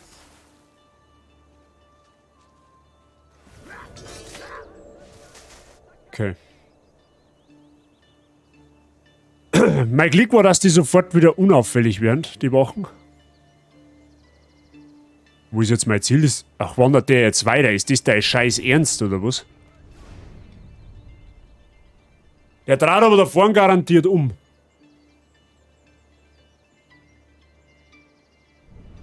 Muss er ja fast. Ja, da kommt er wieder.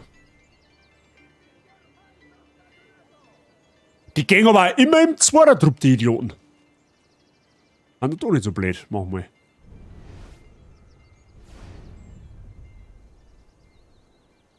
Jetzt sollen wir schauen, ob er jetzt da wirklich vorbeigeht. Ich hoffe es zumindest.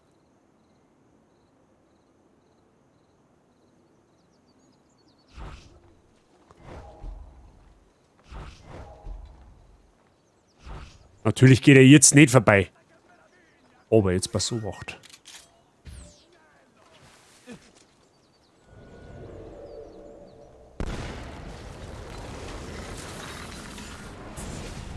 Easy.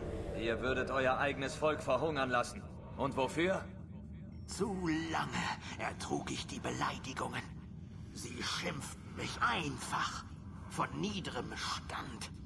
Ich wollte ihren Respekt. Meinen habt ihr sicher nicht. Auch wenn der Tod schmerzhaft sein mag. Der Schlaf ist sanft. Requiescat in pace. Ich bin gerade über mich selber erstaunt, dass das so clean geht.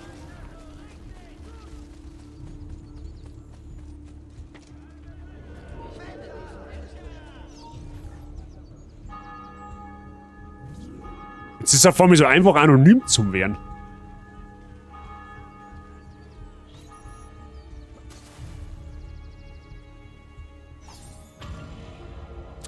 So, 2 haben wir noch. Bringen wir ihn auch unter.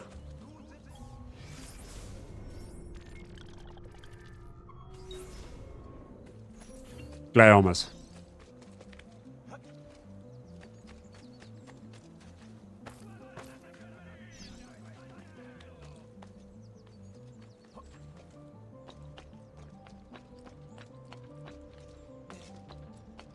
Hätte ich vorher auf die Uhr schauen sollen, wie lange wir mit dem DLC vom Ding angefangen haben, von Florenz.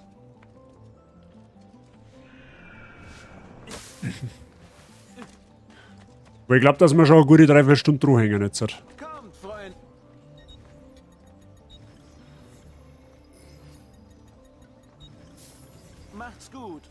So, wenn wir jetzt noch irgendwo zufälligerweise einen Schmied aufschnappern, dann füllen wir unsere Messe wieder auf. Haben wir zwar jetzt eine Zeit nicht mehr braucht, aber wir werden es mit Sicherheit bald noch mehr brauchen. Dann haben wir wenigstens welche.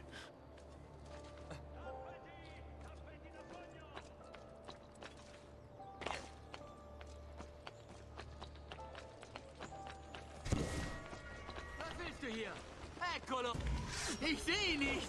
Ja, aber ist schon klar, wenn du über mich drüber springst, dass du mich nicht siehst. Das muss doch aber hoffentlich auch klar sein. Hier stimmt was nicht. Wo sind die Menschen? Herausforderer. Exzellent. Savonarola warnte mich, dass sich jemand gegen uns stellen würde. Also habe ich diese Falle gestellt, um die zu erwischen, die den Helden spielen wollen. Der Lack und Leder. Fichteli! Als unterhaltsam und effektiv. Lasst uns beginnen. Was ist das jetzt? Karriereleiter. Achten darauf den Hauptmann der Woche. Wer ist der Hauptmann der Woche? Der hat Lack und Leder. Was für ein Spektakel. Oh, Jungs. Wie lange du wohl überleben wirst. Bringen wir das zu Ende. Schafft einer 3 Dutzend, meiner Leute, bevor wir ihn endlich erledigen konnten. Ich werde jetzt da wegsterben wie Pflügen. Das sag ich, wie es ist. Und wenn's mit 20 Leuten anrumpelt, ist mir das wurscht.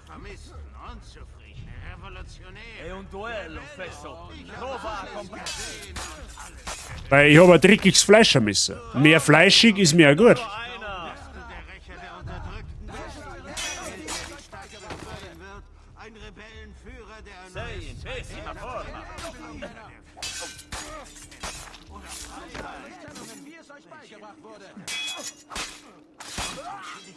Das sind Lügen.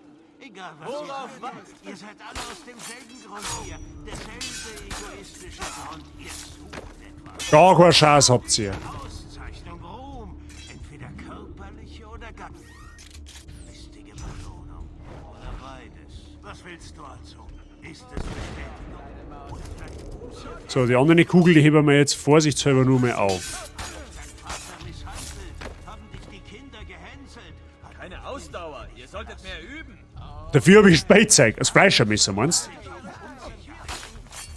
Sonst würdest du die Kapuze tragen. Warum versteckst du dein Gesicht vor der Welt? Vor dir selbst. Deine Worte sind vergeudet. Erhitzt. Wir für Leichen sollen in den Brunnen liegen? Jo. Wie du willst. Kämpfe weiter. Du kannst nicht ewig durchhalten. Meinst. Nicht mit einer scheiß Bogenschützen.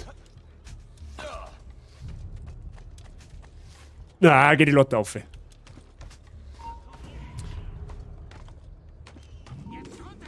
Ach, der Verzug.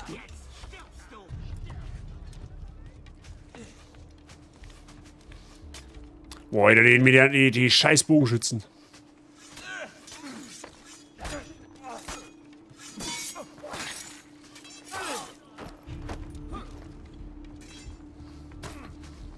Boah, ich muss die Bogenschützen ausschalten, unbedingt.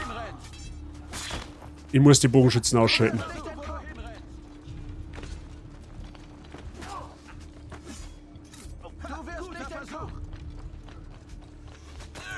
Ist Arschlöcher, ist Grintigen.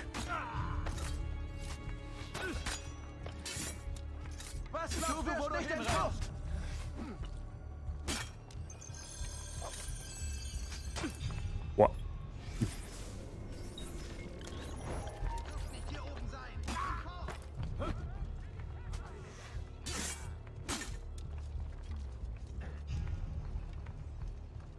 So, jetzt probier's aber nochmal. Da gehst her. Obey geschubst.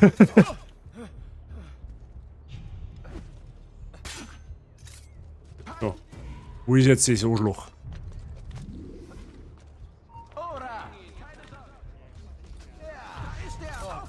Oh, jetzt ja.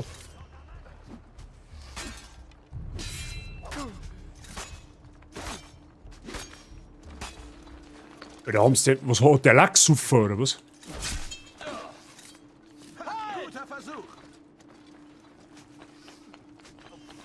Ein Käfig, schau mir denke nicht Pfeile.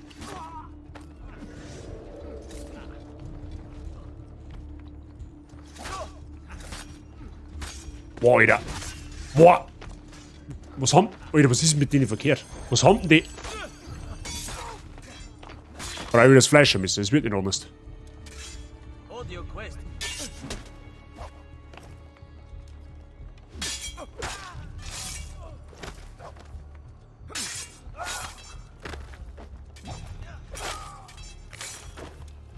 Jetzt hat's nicht mehr so cool, gell? Ohne irgendeine Schützen.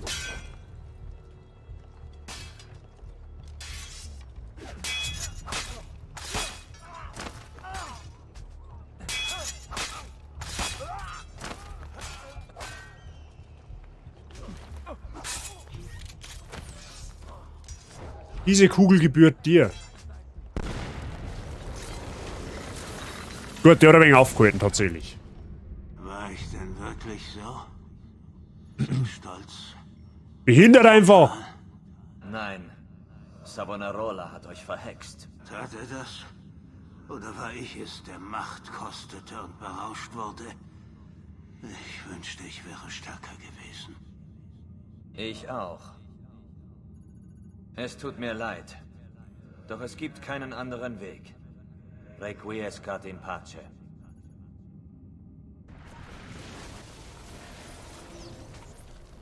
Anonym werden, es ist ja nicht mal wer da. Wollte ich gerade sagen. Wir haben einfach alle Wachen getötet. So, ein Ziel haben wir noch.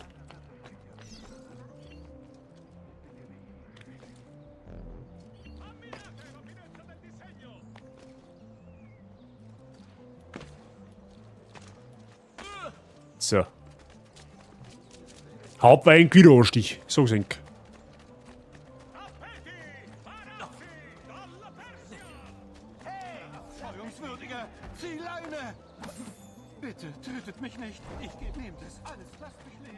So, haben wir uns noch ein wenig Kohle geholt.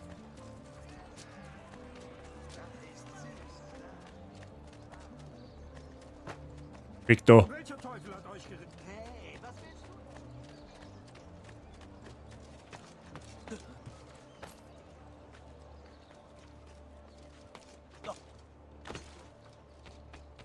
Hoffen wir, dass das letzte Ziel jetzt auch relativ schnell geht.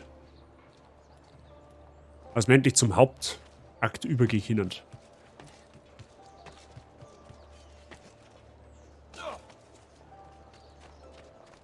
Gut. Oh, was ist der für einer? Es ist recht einfach, meine Freunde. Wenn ihr Pflege wollt, müsst ihr euch dem neuen Herrscher unterwerfen. Aha, chirurgischer Eingriff. Ungesehen, ein Attentat auf den... Oh, schon wieder ungesehen.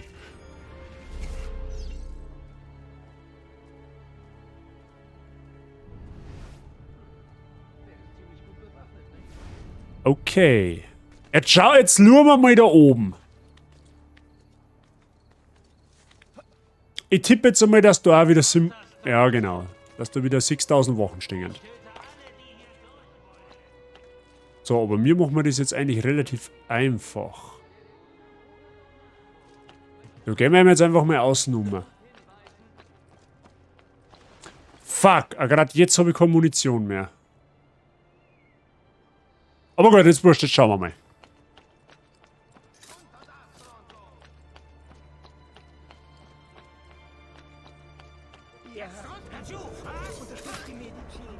Okay, geht doch nicht so einfach.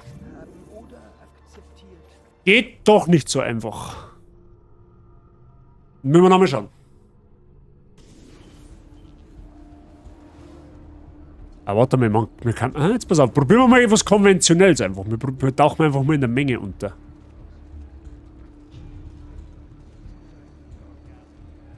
Ihr habt die Wahl. Unterstützt die Medici, die Iris und Florenz schon lange verlassen haben, oder akzeptiert Savonarola. Ich habe halt einfach kein fucking Moon mehr. Ich hätte mir Moon kaufen sollen. Gut, das hilft jetzt nicht. Warum es bekämpfen, sich verweigern, ist mit starkem Charakter und guter Moral. Die Frage ist jetzt eigentlich nur, komme ich hinter ihm hier, ohne dass da irgendwer was gespannt. Die Wache da hinten geht auf und ab. Dieser Lohr.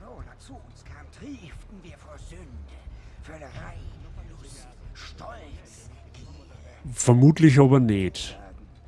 Wo sind die Truppen von vorher gerade? Wo sind die hingegangen? Aber wir könnten mal.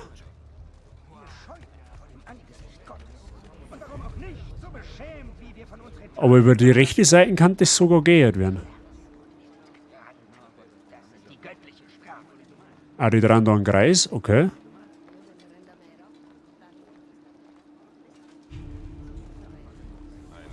Oh, da steht auch Truppen.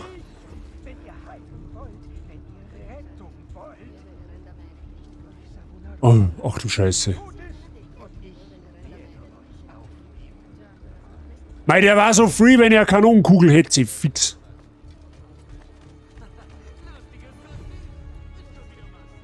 Können wir noch einen weitergehen? Ah, da hinten ist der Trupp mit den wandernden Leuten. Das ist gut für uns. Das heißt, im Notfall warten wir einfach ab, bis das die wiederum dumm gehen.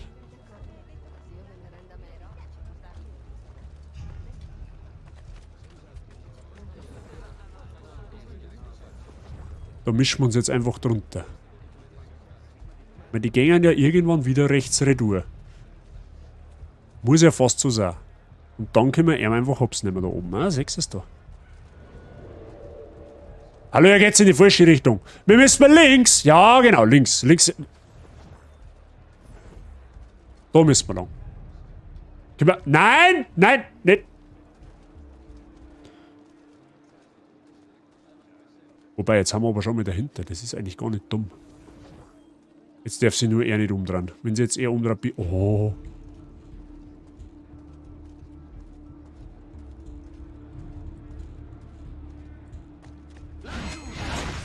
Okay, haben wir. Ihr habt das Blut eines des Heilers vergossen. Nein, ich habe das Blut eines Tyrannen vergossen. Diese Macht über Leben und Tod zwischen dieser Welt und der nächsten. Anscheinend berauschte ich mich. Weil was muss ich dir irgendwo vor? Schlafen. Euer Tod dient einem Zweck. Requiescat in pace. So. Im seltenen Falle.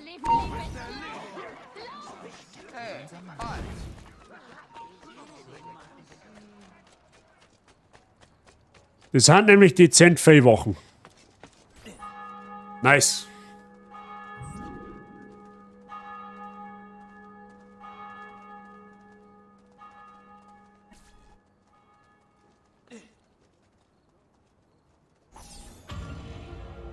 Okay.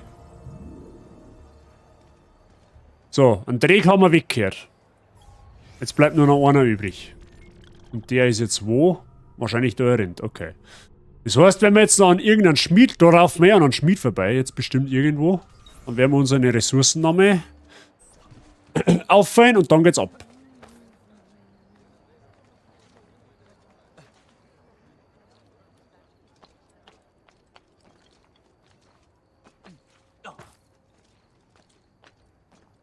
Gut.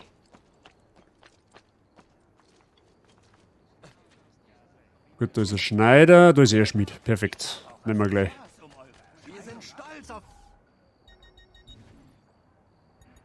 Nehmen wir Wurfmesser wieder mit. Rauchbomben nehmen wir auch mit. Und Kugeln füllen wir uns auch wieder auf. So, jetzt haben wir bestens gerüstet für den letzten Zipfelklatscher da.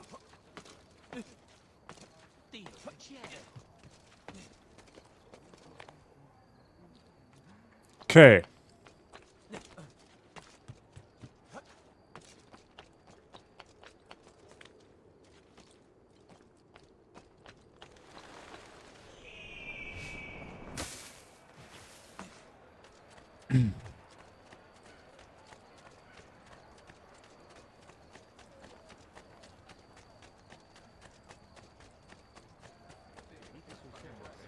Ist eigentlich ein Wahnsinn, dass der nur mit dem Edenapfel eine ganze Stadt korrumpieren kann.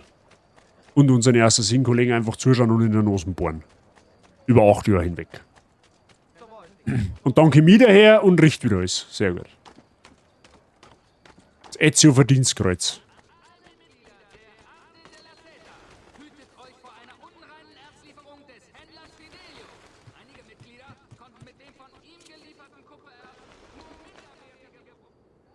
Ja. Im Monat kaufte der Burggraf 300 meiner feinsten Säbel für seine Kavallerie. Wie wichtig Barmherzigkeit in Zeiten der Not ist. Spenden werden jederzeit außer sonntags direkt am Priorat.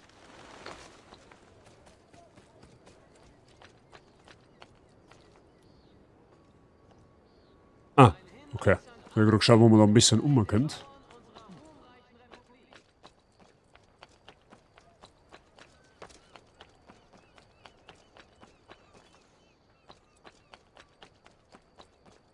So, jetzt ist aber fällig, gell? Oh, das war knapp.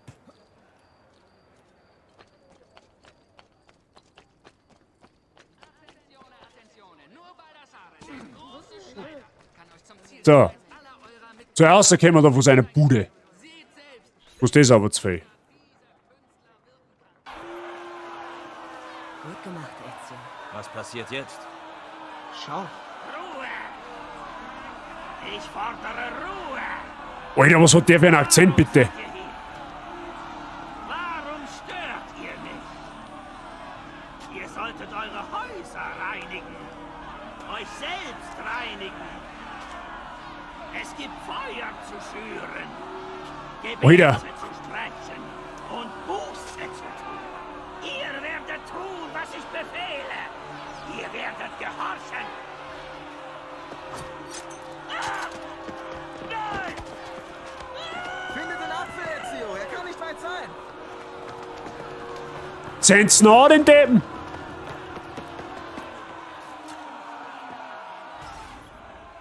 Alle Macht dem Volke den einen Apfel beschaffen. Okay.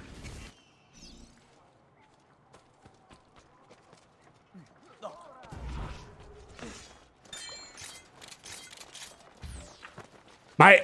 So gut, ha. Halt dein Futzen.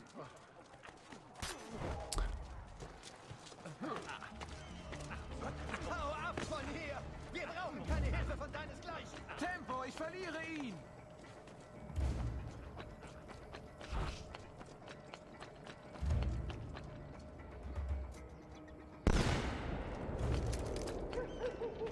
Dort ist er! Packt ihn!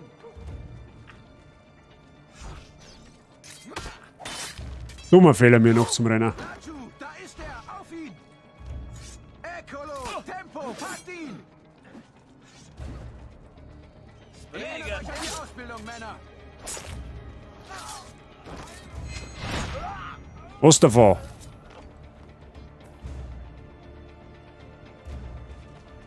Da müssen wir doch mal schnell aus dem Gebiet raus.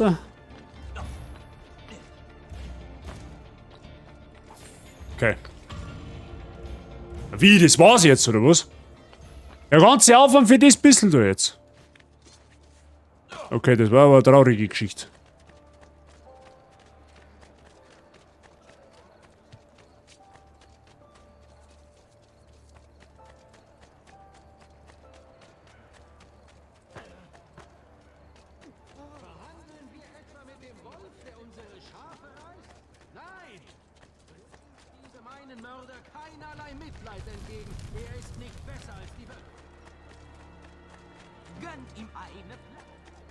Wie weit ist denn das jetzt weg, bitte?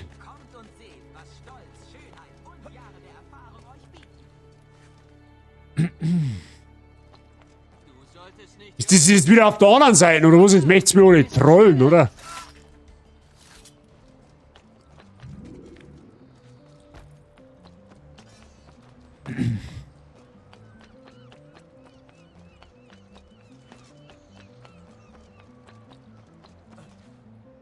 Naja, gut, okay.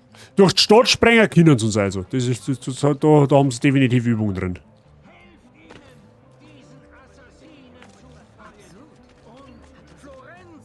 Du hörst jetzt auf alle Fälle mehr auf, der Scheiß zum Verzeihen.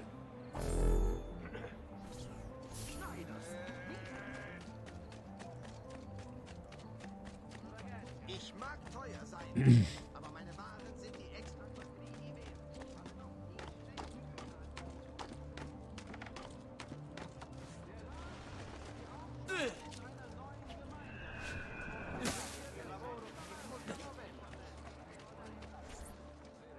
Da bin ich jetzt gespannt. Das kann auch nicht alles gewesen sein, ich wollte gerade sagen. Gott ist Zeuge dieses Sakrilegs, dass ihr seine Propheten auf diese Art behandelt. Frevler, Ketzer, dafür werdet ihr brennen. Hört ihr mich? Ihr werdet brennen. Ich glaube, dass der Einzige, wo brennt, das selber bist.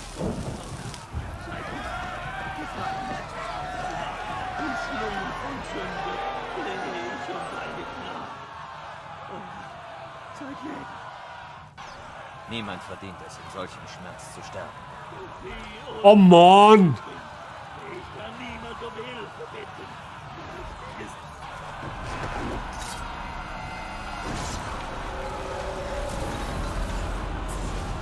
Oh, das ist ein Spielverderber der Ezio.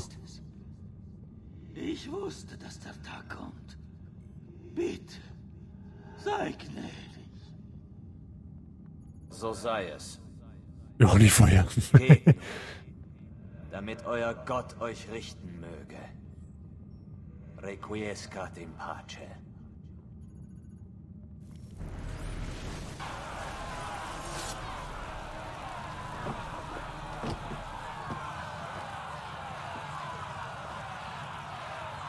Silenzio! Silenzio! Vor 22 Jahren stand ich, wo ich heute stehe, und sah, wie meine Familie starb. Verraten von denen, die ich Freunde nannte. Rache vernebelte meinen Verstand. Sie hätte mich verschlungen. Wäre nicht die Weisheit ein paar Fremder gewesen, die mir halfen, meine Instinkte zu überwinden. Instinkte? Predigten keine Antworten, sondern lehrten mich eigene zu finden. Uns muss keiner sagen, was wir tun sollen. Nicht Savonarola, nicht die Medici. Wir können dem eigenen Weg folgen. Es gibt Leute, die uns diese Freiheit nehmen wollen. Und zu viele von euch geben sie freudig her. Aber wir können wählen. Was immer wir für wahr halten, das macht uns zu Menschen. Und kein Buch, kein Lehrer zeigt euch die Antworten. Den richtigen Weg. Geht euren eigenen Weg.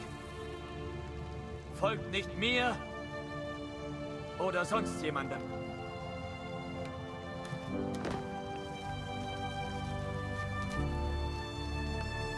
Sprecher kann auf alle Fälle gut, der Ezio.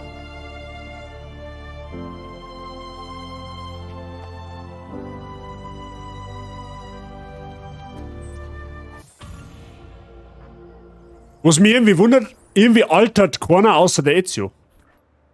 Also. Gut, DLC beendet. Hoffe. Glaube ich, denke. Keine Ahnung.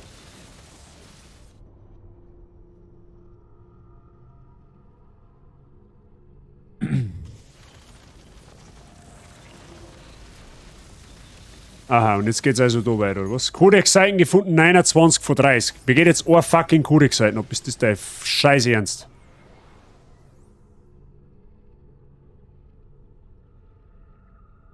Geht mir jetzt ernsthaft ein Codex-Seiten ab. Ja gut, dann müssen wir die auch noch schnell sammeln. Das hilft ja mir nicht. 29 von 30. Gut. Die eine, die können wir verkraften. Ich glaube, dass die in Venedig ist, tatsächlich. Beziehungsweise müssen wir eigentlich nur schauen, wo wir noch nicht alle Aussichtstürme haben, in welcher Stadt, weil da wird es dann wahrscheinlich sogar sein. Jetzt pass auf, jetzt schauen wir mal nach Venedig. Ich habe so das Gefühl, dass uns da die eine oder andere noch angeht.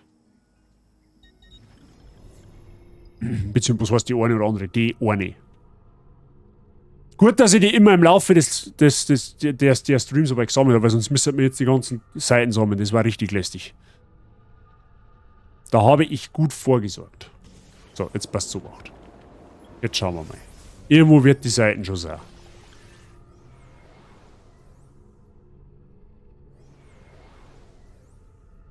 Ah, es sind Forli leicht, ha? In die Romagna Forli. Warum auch immer. Da, ahaha, da seht ihr es. Da ist haben wir schon, da ist die Codex-Seiten. Brauchen wir gar nicht lange mal anzuhören. Haben wir schon. Alles gut. Achso, ich kann von da aus nicht innerhalb der Stadt reisen. Ja gut, okay. Dann halt nicht.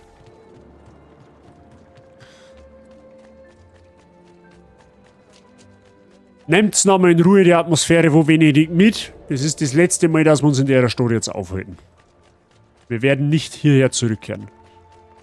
Und auch in jede andere Stadt nicht.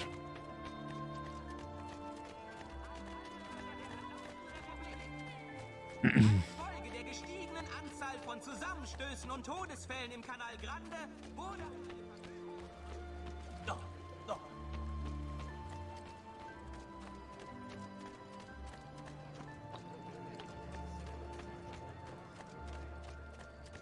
Ich wundere es nur, dass ich die übersehen habe. Weil normalerweise habe ich aber schon sehr gründlich auf Karten geschaut. Aber gut, solange es ja nur die eine ist, ist es ja jetzt nicht dramatisch.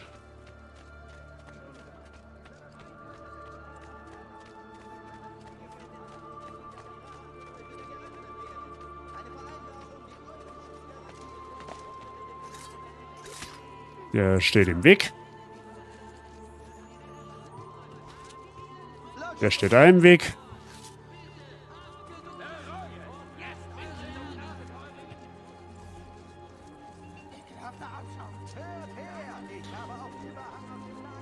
So, da ist auf alle Fälle... Da ist auf alle Fälle die Codex-Seiten. Da hinten haben ein paar Mädchen. Die werden wir uns jetzt mal aneignen.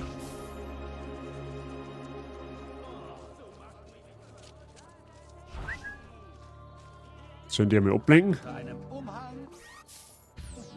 Zupfte. Normalerweise die anstehe, aber sonst werden die alarmiert. Das will ich ja nicht. Das ist schon besser. Münzen. So ist's leicht. Così mi piace. So ist's leicht. Così mi piace. Die ungeschehen.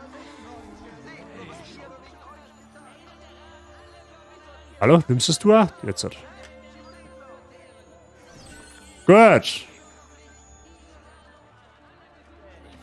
Erledigt. So, jetzt brauchen wir Schnellreisestation.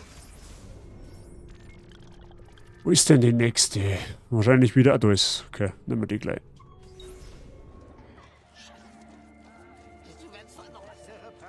Spielen wir jetzt fertig, oder was? Wie schaut's denn aus? Ist überhaupt noch wer da? Oder hat sie schon alle eingeschlafen? Spielen wir fertig oder sollen wir es auf einen anderen Tag vertagen?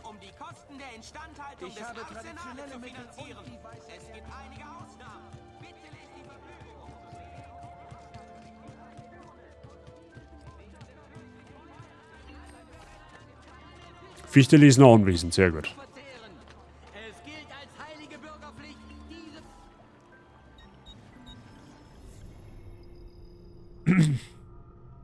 Die haben einen Schlupf von Null schon. Sehr gut. Okay.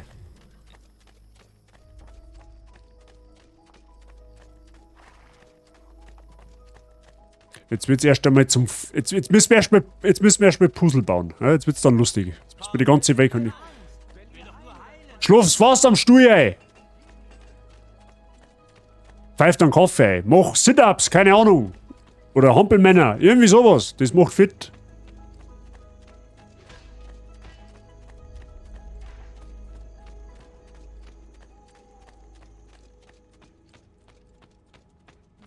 So. Jetzt müssen wir die ganze Wegkarten bauen. Jetzt passt zu Wacht. Scheinbar musst du noch all deine Codex-Seiten entschlüsseln, Neffe. Besuch Leonardo. Jetzt hat er mal wieder aufgemacht, abgezwischt der Zwerg. Der Zero habe die Ehre. Erst dann können wir anfangen. So, okay. Jetzt wird's... Was müssen wir jetzt... Codex-Seiten gefunden? Da gehen aber immer nur 3 ab. Da gehen aber immer nur 3 ab.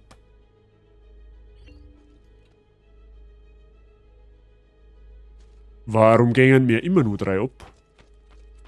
Ah, müssen die vom Leonardo entschlüsselt werden. Das kann natürlich sein. Jetzt pass so, warte mal.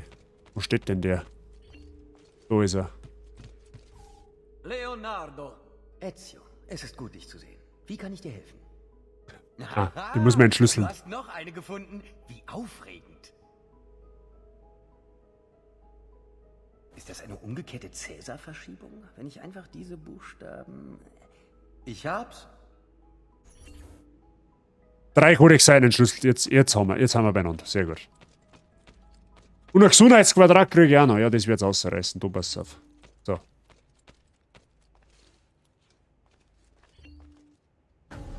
Ah, jetzt haben wir beieinander. So.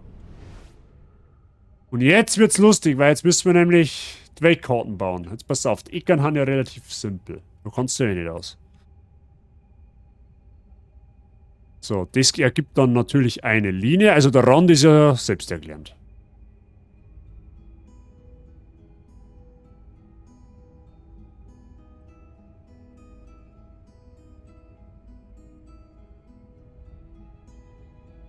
Gut, das war einmal der Rand.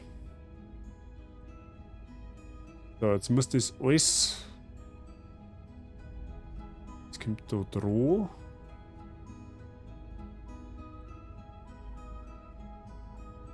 So her.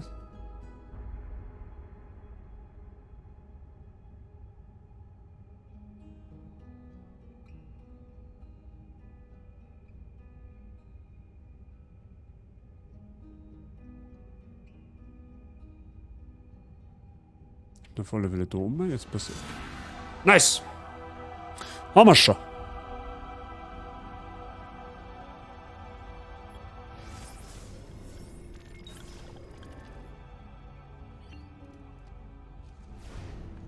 Okay. Ezio! Es ist Zeit, Onkel. Beenden wir, was ihr und mein Vater vor langer Zeit begonnen habt. Nun gut. Vielleicht finden wir endlich den Sinn dieser Prophezeiung und durchkreuzen, was auch immer der Spanier plant. Wir sollten zunächst die Gruft finden. Die Codex-Seiten werden uns dorthin führen. Schauen wir nach. Hab ich doch schon gemacht, das X markiert den Ort. Die Codex-Seiten entschlüsseln, um den Eingang der Gruft zu finden. Hab ich doch gerade gemacht. Brauchen wir gar nicht mehr da. Haben wir die Arbeit schon abgenommen. Da schaust du her. Ja, drücken um zum Interagieren. Mach ich doch.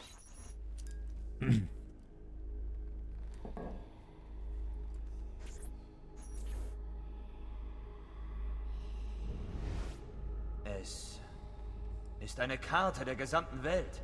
Aber sie zeigt Länder, die es gar nicht gibt. Scheinbar gibt es sie doch. Wahrscheinlich müssen sie noch entdeckt werden oder wiederentdeckt. Wie ist das möglich? Vielleicht finden wir die Antwort in der Gruft. Könnt ihr sehen, wo sie ist? Nein. Unmöglich. Die Gruft. Sie ist anscheinend in Rom. Und der Spanier. Darum wurde er also Papst. Jetzt verstehe ich. Er hat nicht nur den Zugang zu der Gruft erhalten, sondern auch zum Stab. Welcher Stab? Der Kodex sprach immer von 2 Schlüsseln. 2 Edensplitter, um die Gruft zu öffnen. Einer ist der Apfel. Und der andere, der Stab. Der Kreuzstab des Papstes ist der 2. Edensplitter. Seit Jahren, nein, Jahrzehnten suchen wir diese Antworten. Und nun, endlich, haben wir sie. Aber der Spanier vielleicht auch. Und wenn er den Weg in die Gruft findet, was er dort finden wird, macht den Apfel zu einem Spielzeug. Ich muss nach Rom und die Gruft finden.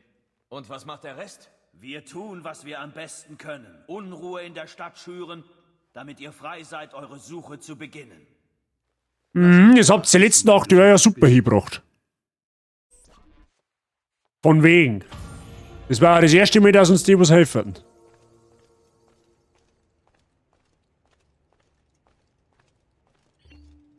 Rom ruft uns, Ezio. Lass mich wissen, wann du bereit zur Abreise bist. Nach Rom. Wirklich nach Rom reisen. Ja, bringen wir den Wumms zu Ende. Das dauert jetzt ungefähr noch eine halbe Stunde. Das, glaube ich, ist eine zauberhafte Zeit dann. Oder? Was meint ihr? Dann müsste der Eurogrip bis dahin bestimmte Zeit, dass er sich noch 2 Tage machen kann.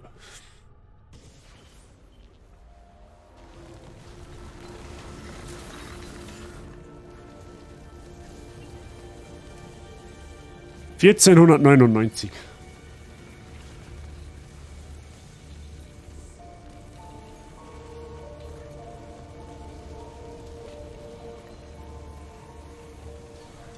Da habe ich damals gemeint, dass man schon die komplette Stadt noch mehr erkunden kann. Aber dem ist hier nicht so. Im Maul des Wolfes die Sixtinische Kapelle infiltrieren und Rodrigo Borgia den Spanier eliminieren. Zeit wird's.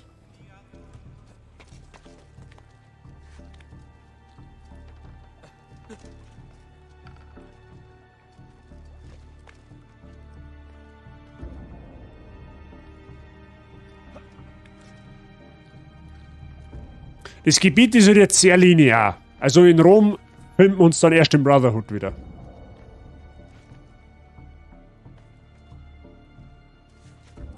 Läuft aber ungefähr in etwa gleich. Also den Ort, wo wir jetzt besuchen, den können wir dann im Brotherhood besser erkunden.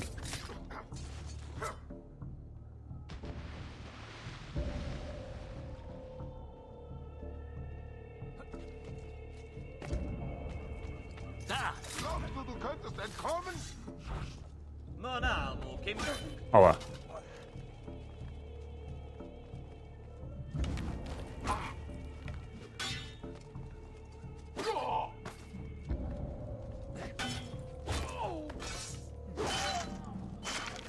Schnauze.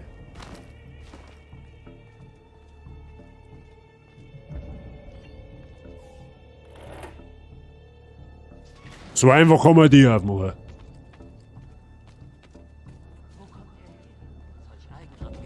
Dieser Mantel, da! Auf ihn! Oh, so!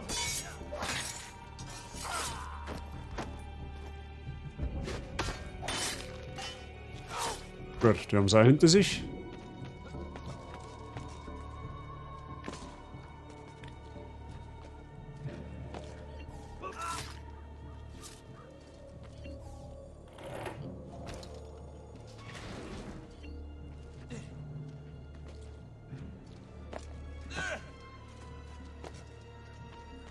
So, das ist wieder ein Gegner.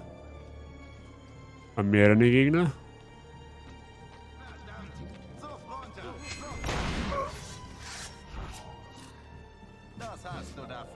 Schon wieder so ein scheiß Bogenschütze. Chiudiamo questa faccenda e zusammenhalten. Haben wir ihn. Worauf, bis er sich eine Flöße gibt. Geh durch.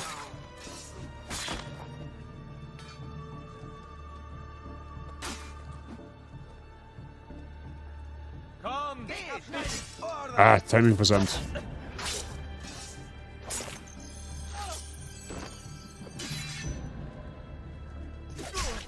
Der ist hartnäckig.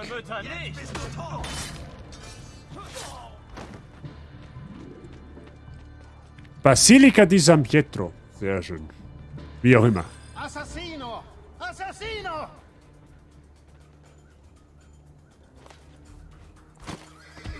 Ja, die Hoden haben kaputt. auf ihn!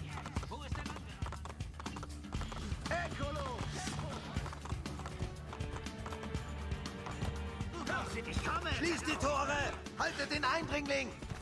Super Idee. Bin hier bei euch!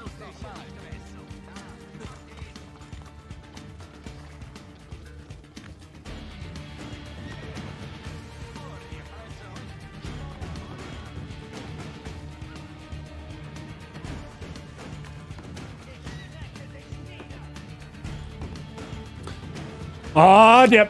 das erwischt mir im letzten Meter, der... Na, okay.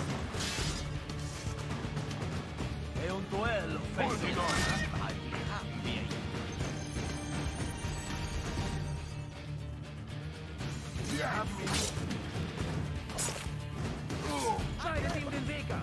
Wie damals in Alba. Capito? Denkt an euer Training. Und unterschätzt ihr den Kerl nicht. Und der andere schaut einmal links und rechts. Ja, ich weiß auch nicht, was los ist.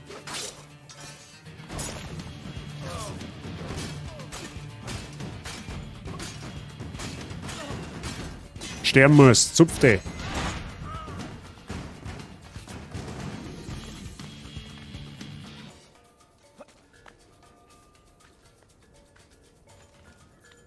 Wie leicht das geht, wenn er vor mir keiner mehr mit Stornl noch wirft.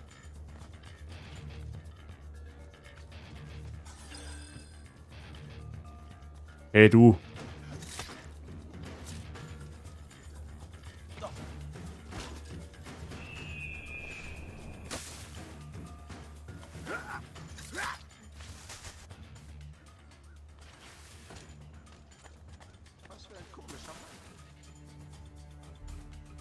So, Drazenk ist zweimal weg. Oh, jetzt hat der Daumen aber schon zuckt.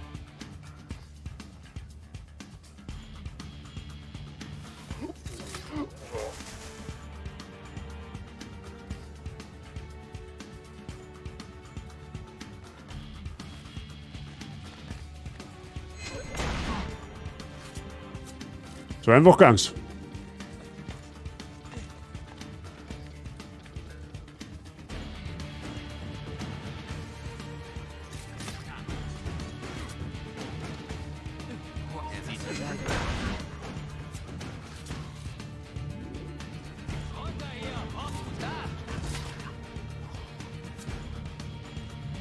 Clean.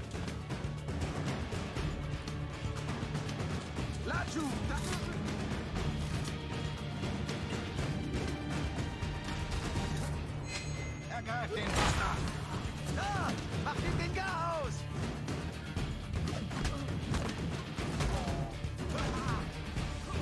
Aufwerft drum.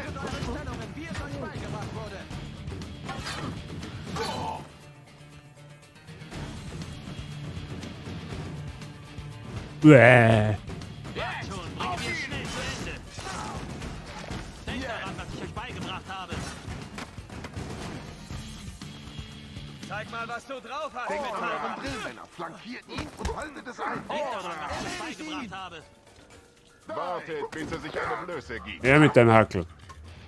Ihr werdet schnell müde werden, also nichts Riskantes, Männer. Wartet auf eure Chance. Erinnert euch an die Ausbildung, Männer. Oh ja, das Gesicht ist hin.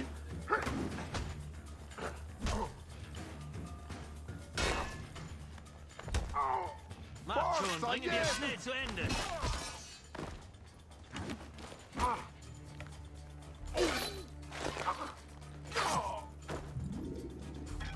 Schaut, dass er den Speer nicht mitnimmt.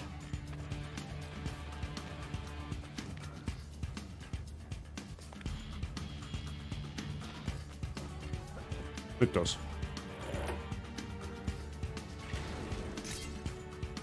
Unentdeckt bleiben, ja toll, das auch noch.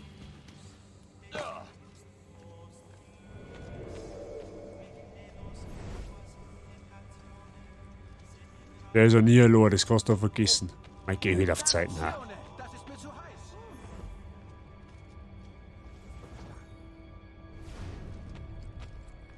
Denken wir schon, dass der nicht verloren ist.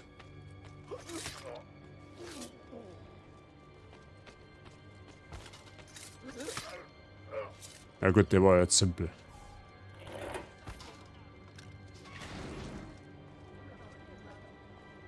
Ja, da wird es ein wenig heikler, weil die haben zu dritt jetzt in dem Fall. Zu viert sogar, okay.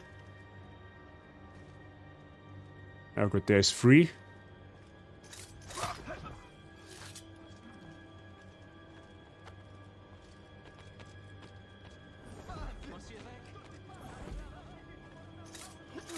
Oh Mist, Katze, Katze.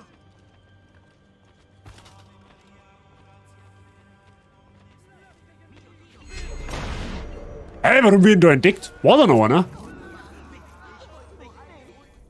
Hey, ist da noch einer gewesen? Okay.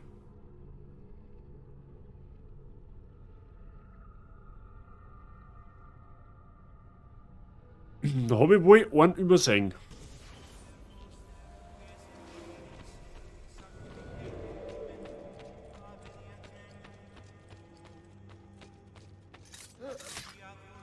Gut, das ist einfach.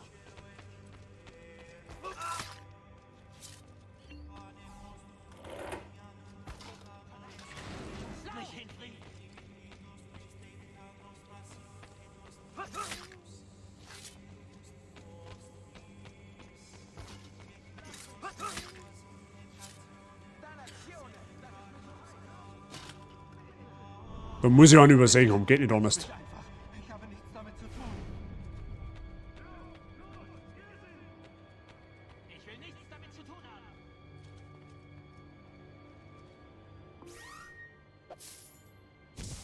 Jetzt bin ich mir nicht sicher, wenn er Rauchbomben wirft, ob das als... Na gut, vielleicht muss ich die zwar nicht einmal. Wahrscheinlich, die kriegen sie nicht mit.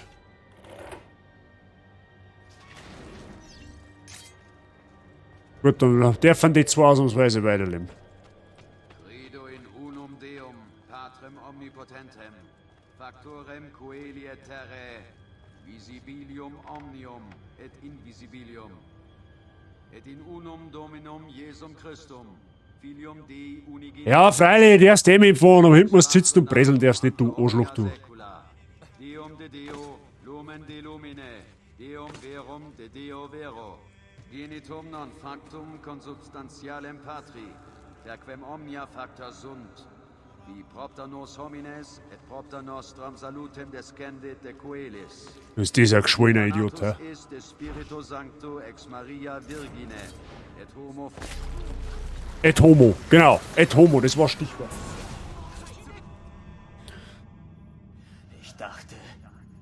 Ich dachte, ich stünde darüber. Das tue ich nicht. Es dauerte zu lang. Kostete zu viel. Requiescat in pace, du Bastard. Das glaube ich nicht.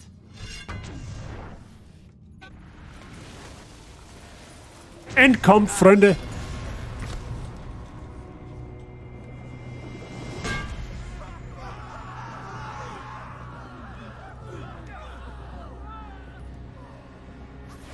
Wie kannst du widerstehen?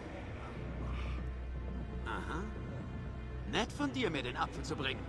Gib ihn her! Euch geht's wohl zu gut. Ah, immerhin Kämpfer. Ganz wie dein Vater. Na, freue dich, mein Kind. Denn bald siehst du ihn wieder. Du wirst ihn mir geben, wie ihr wünscht. Warum er sie wehrt? Ja, weil er halt selber einen Eden-Gegenstand hat. Einen Edensplitter. Den Stab in dem Fall. Faszinierend. Eine beeindruckende Macht. Aber wenn du denkst, das würde dich retten, dann liegst du falsch. Rodrigo Borgia. Attentat verüben. Na gut. Ha, ich hab Jutsu der Schattendoppelgänger. Und was hast du? Ein kluger Trick, aber nutzlos. Ich sag schon, mit meinen Doppelklingen komme ich noch nicht weit. Da musst du das Fleischermesser herhalten.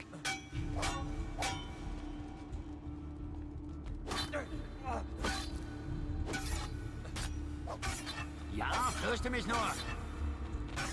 Ja, die bestimmt nicht.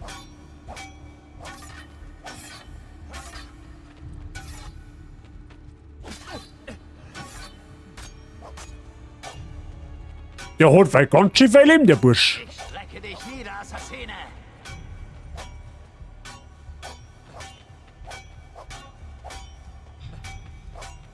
Na, jetzt verliert er den erst einmal irgendeinen Balken. Was glaubst du, wie lange du durchhalten kannst? Ja, länger wie du mit Sicherheit. Weil so wie ich das sehe, hast du keine Kondition nicht. Ja, dem sein Edenstab ist ein bisschen nervig, aber... Fleischermesser ist halt schneller. Du hältst mich nicht auf. Den nutzen wir jetzt einfach mal als Box-Punching-Bag, ja?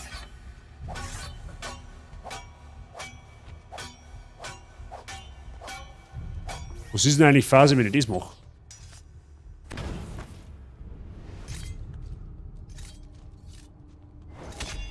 Da kann ich nicht angreifen. Was ist denn das für eine Behinderung? Warum kann ich den da nicht angreifen? Oh ja, aber das bringt doch, hebst du da schon her. So einfach gang's. Nein, das wirst du mir nicht nehmen. Es ist vorbei, Rodrigo. Legt die Waffen nieder und ich werde euch ein schnelles Ende gewähren. Wirklich, Ezio?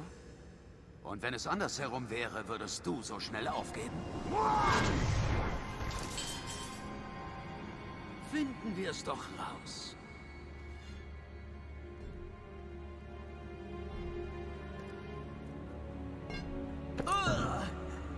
Endlich.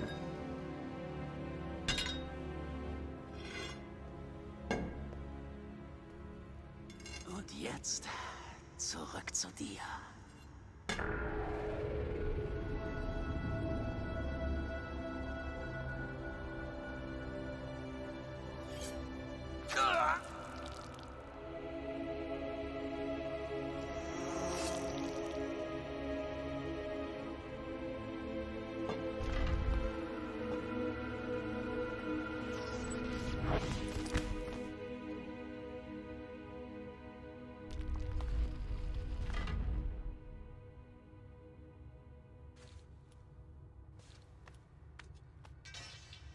Keine Ahnung, wie er das überlebt, aber Gott sei es gedankt.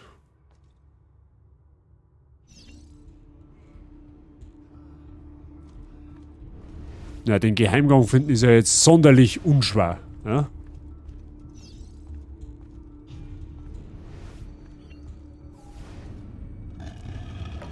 Nummer 1. Nummer 2. Fällt ja gar nicht auf. So, und jetzt hat's ihn aber.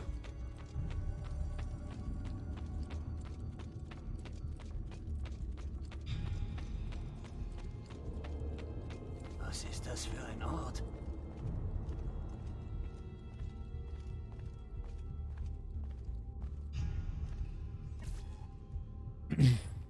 Öffne dich, verdammt! Geh auf! Es ist vorbei, Rodrigo. Keine Tricks mehr. Keine antiken Artefakte mehr. Keine Waffen mehr. Mal sehen, woraus ihr gemacht seid, alter Mann. Na gut. Das loben wir. Spielen willst. Das loben wir. Mann gegen Mann mit Faust. Das gibt's heutzutage gar nicht mehr. Eigentlich von der Gruft, Rodrigo? Weißt du nicht, was da drin ist? Oder willst du sagen, die großen, mächtigen Assassinen konnten es nicht herausfinden? Was nicht herausfinden? Es ist Gott. Gott lebt an diesem Ort. Ihr wollt, dass ich glaube, dass Gott unter dem Vatikan lebt? Das wäre logischer als ein Königreich auf einer Wolke, nicht wahr? Umgeben von singenden Engeln und Posaunenchören. Ein liebliches Bild. Doch die Wahrheit ist viel interessanter. Mal angenommen, ich würde euch glauben. Was glaubt ihr, tut er, wenn ihr die Tür öffnet? Das ist egal. Ich suche nicht nach Bestätigung, nur Macht. Und ihr denkt, er wird diese aufgeben? Was immer hinter dieser Wand ist, es wird sich Stab und Apfel nicht widersetzen können. Sie wurden erschaffen, um Götter zu fällen. Meinst du? Allwissend sein und allmächtig. Ihr glaubt, ein paar alte Reliquien können ihm was anhaben? Du weißt nichts, Junge. Dein Bild der Schöpfer stammt aus einem alten Buch. Einem Buch, geschrieben von Menschen. Ihr seid der Papst. Und doch lehnt ihr den zentralen Text eurer Religion ab. Bist du so naiv? Ich wurde Papst, weil mir das Amt Zugang verschafft. Es gibt mir Macht. Glaubst du, ich glaube auch nur ein einziges Wort aus diesem lächerlichen Buch? Alles Lügen und Aberglaube. Genau wie jedes andere religiöse Traktat aus den letzten 10.000 Jahren. Aha, jetzt wissen wir das also auch.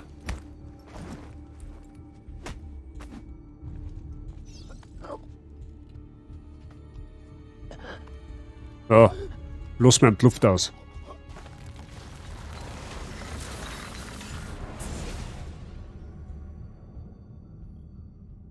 Oh nein! Oh nein! Es ist meine Bestimmung! Meine! Ich bin der Prophet! Das wart ihr nie. Dann bring es schon zu Ende. Nein. Euch zu töten wird meine Familie nicht zurückbringen. Ich bin fertig. Nichts ist wahr, alles ist erlaubt.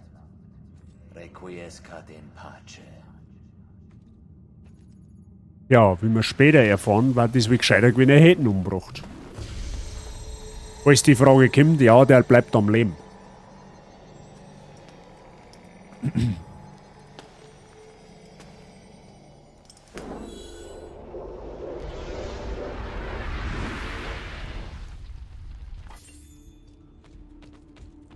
Gut, die 10.000 Florin haben zwar nice, reißen sie jetzt aber auch nicht mehr raus. So, Finalsequenz. Also jetzt passiert nichts mehr. Jetzt können wir gerade noch zuschauen.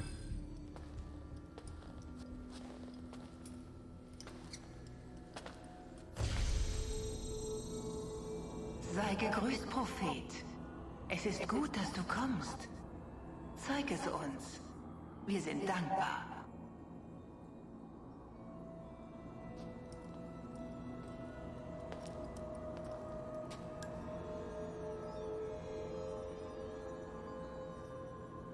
Wir müssen reden. Wer seid ihr? Ich bin Philae. Als ich starb, war ich Minerva. Davor war ich Nerva und Mira. Und noch viele davor. Auch die anderen. Juno, die vorher Uni hieß. Jupiter, der vorher Tinia genannt wurde. Ihr seid Götter. Nein, keine Götter. Wir waren einfach vorher da. Auch als wir noch auf Erden wandelten, haben die Menschen uns nicht verstanden. Wir waren fortgeschrittener. Euer Verstand war nicht bereit. Auch jetzt. Vielleicht nie. Wer weiß. Ihr mögt uns vielleicht nicht verstehen. Aber ihr werdet unsere Warnung verstehen. Ihr müsst. Nichts von dem, was ihr sagt, ergibt Sinn. Unsere Worte sind nicht für dich bestimmt. Wovon redet ihr denn? Hier ist doch sonst niemand. Genug. Ich wünsche nicht mit dir zu sprechen, sondern durch dich. Du bist der Prophet. Dein Teil ist erledigt. Du repräsentierst ihn, aber sei bitte still. Wir müssen reden. Hör zu.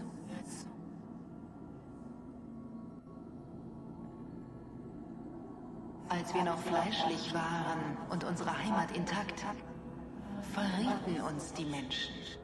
Uns, eure Schöpfer. Uns, die euch Leben gaben. Wir waren stark, aber ihr wart viele. Und beide wollten wir Krieg. So sehr vereinnahmte uns das Irdische, dass wir den Himmel nicht beachteten.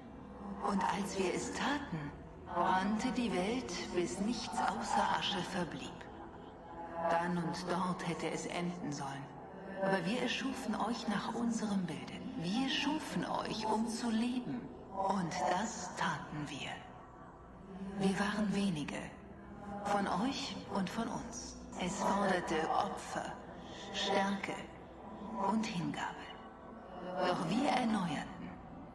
Und als Leben in die Welt zurückkehrte, schwuren wir, dass die Tragödie sich nicht wiederholen würde. Aber nun sterben wir. Und die Zeit arbeitet gegen uns.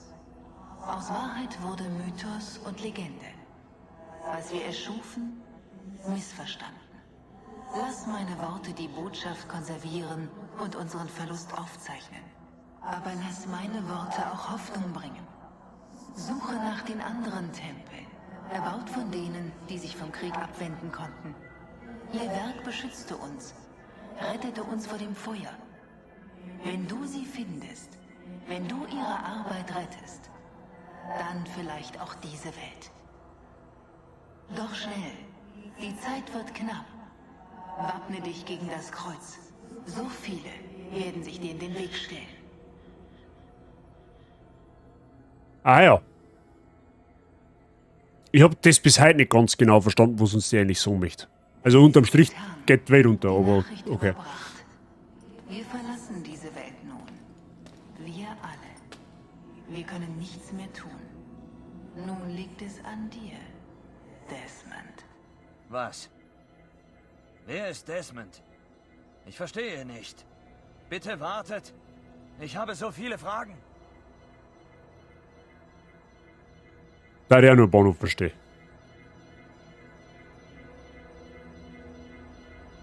Was zur Hölle?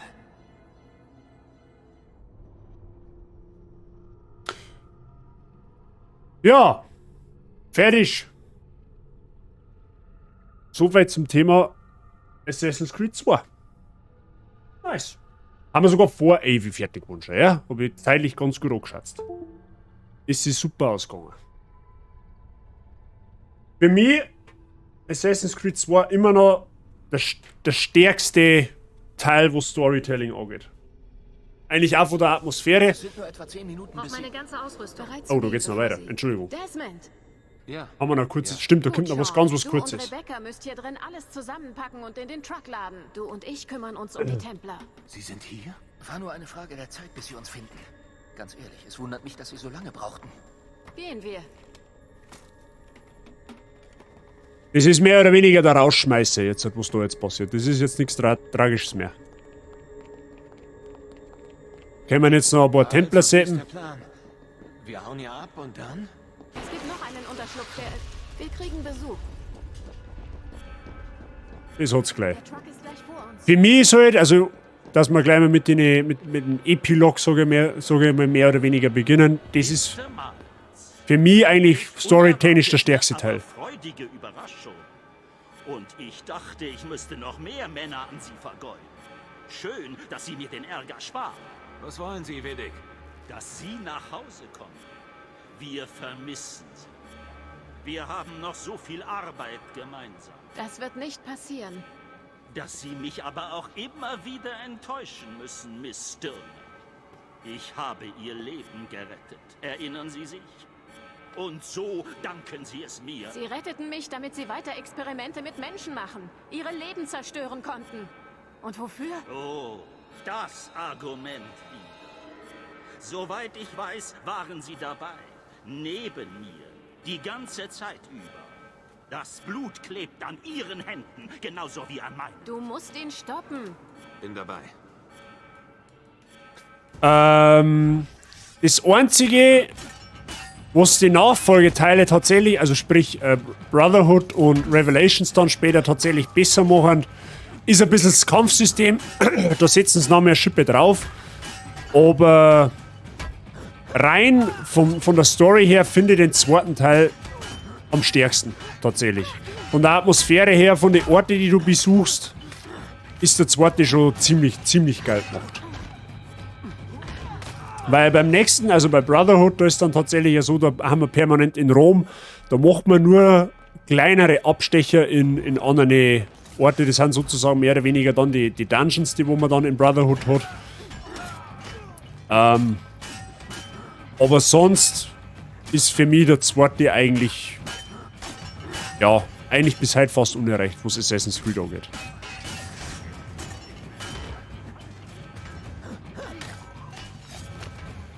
So, jetzt sehen wir die in der Neuzeit, die Neuzeit-Templer setzen noch. Jesus, wer kommt denn jetzt daher? Spotty! Danke für dein Raid! Hab ich dere, grüß Gott beieinander. Du hast auch Assassin's Creed gespielt, meine, hä? Alles fit bei dir? Hab jetzt mit allem gerechnet, aber nicht, dass nicht bei einer rumgeht. Doc.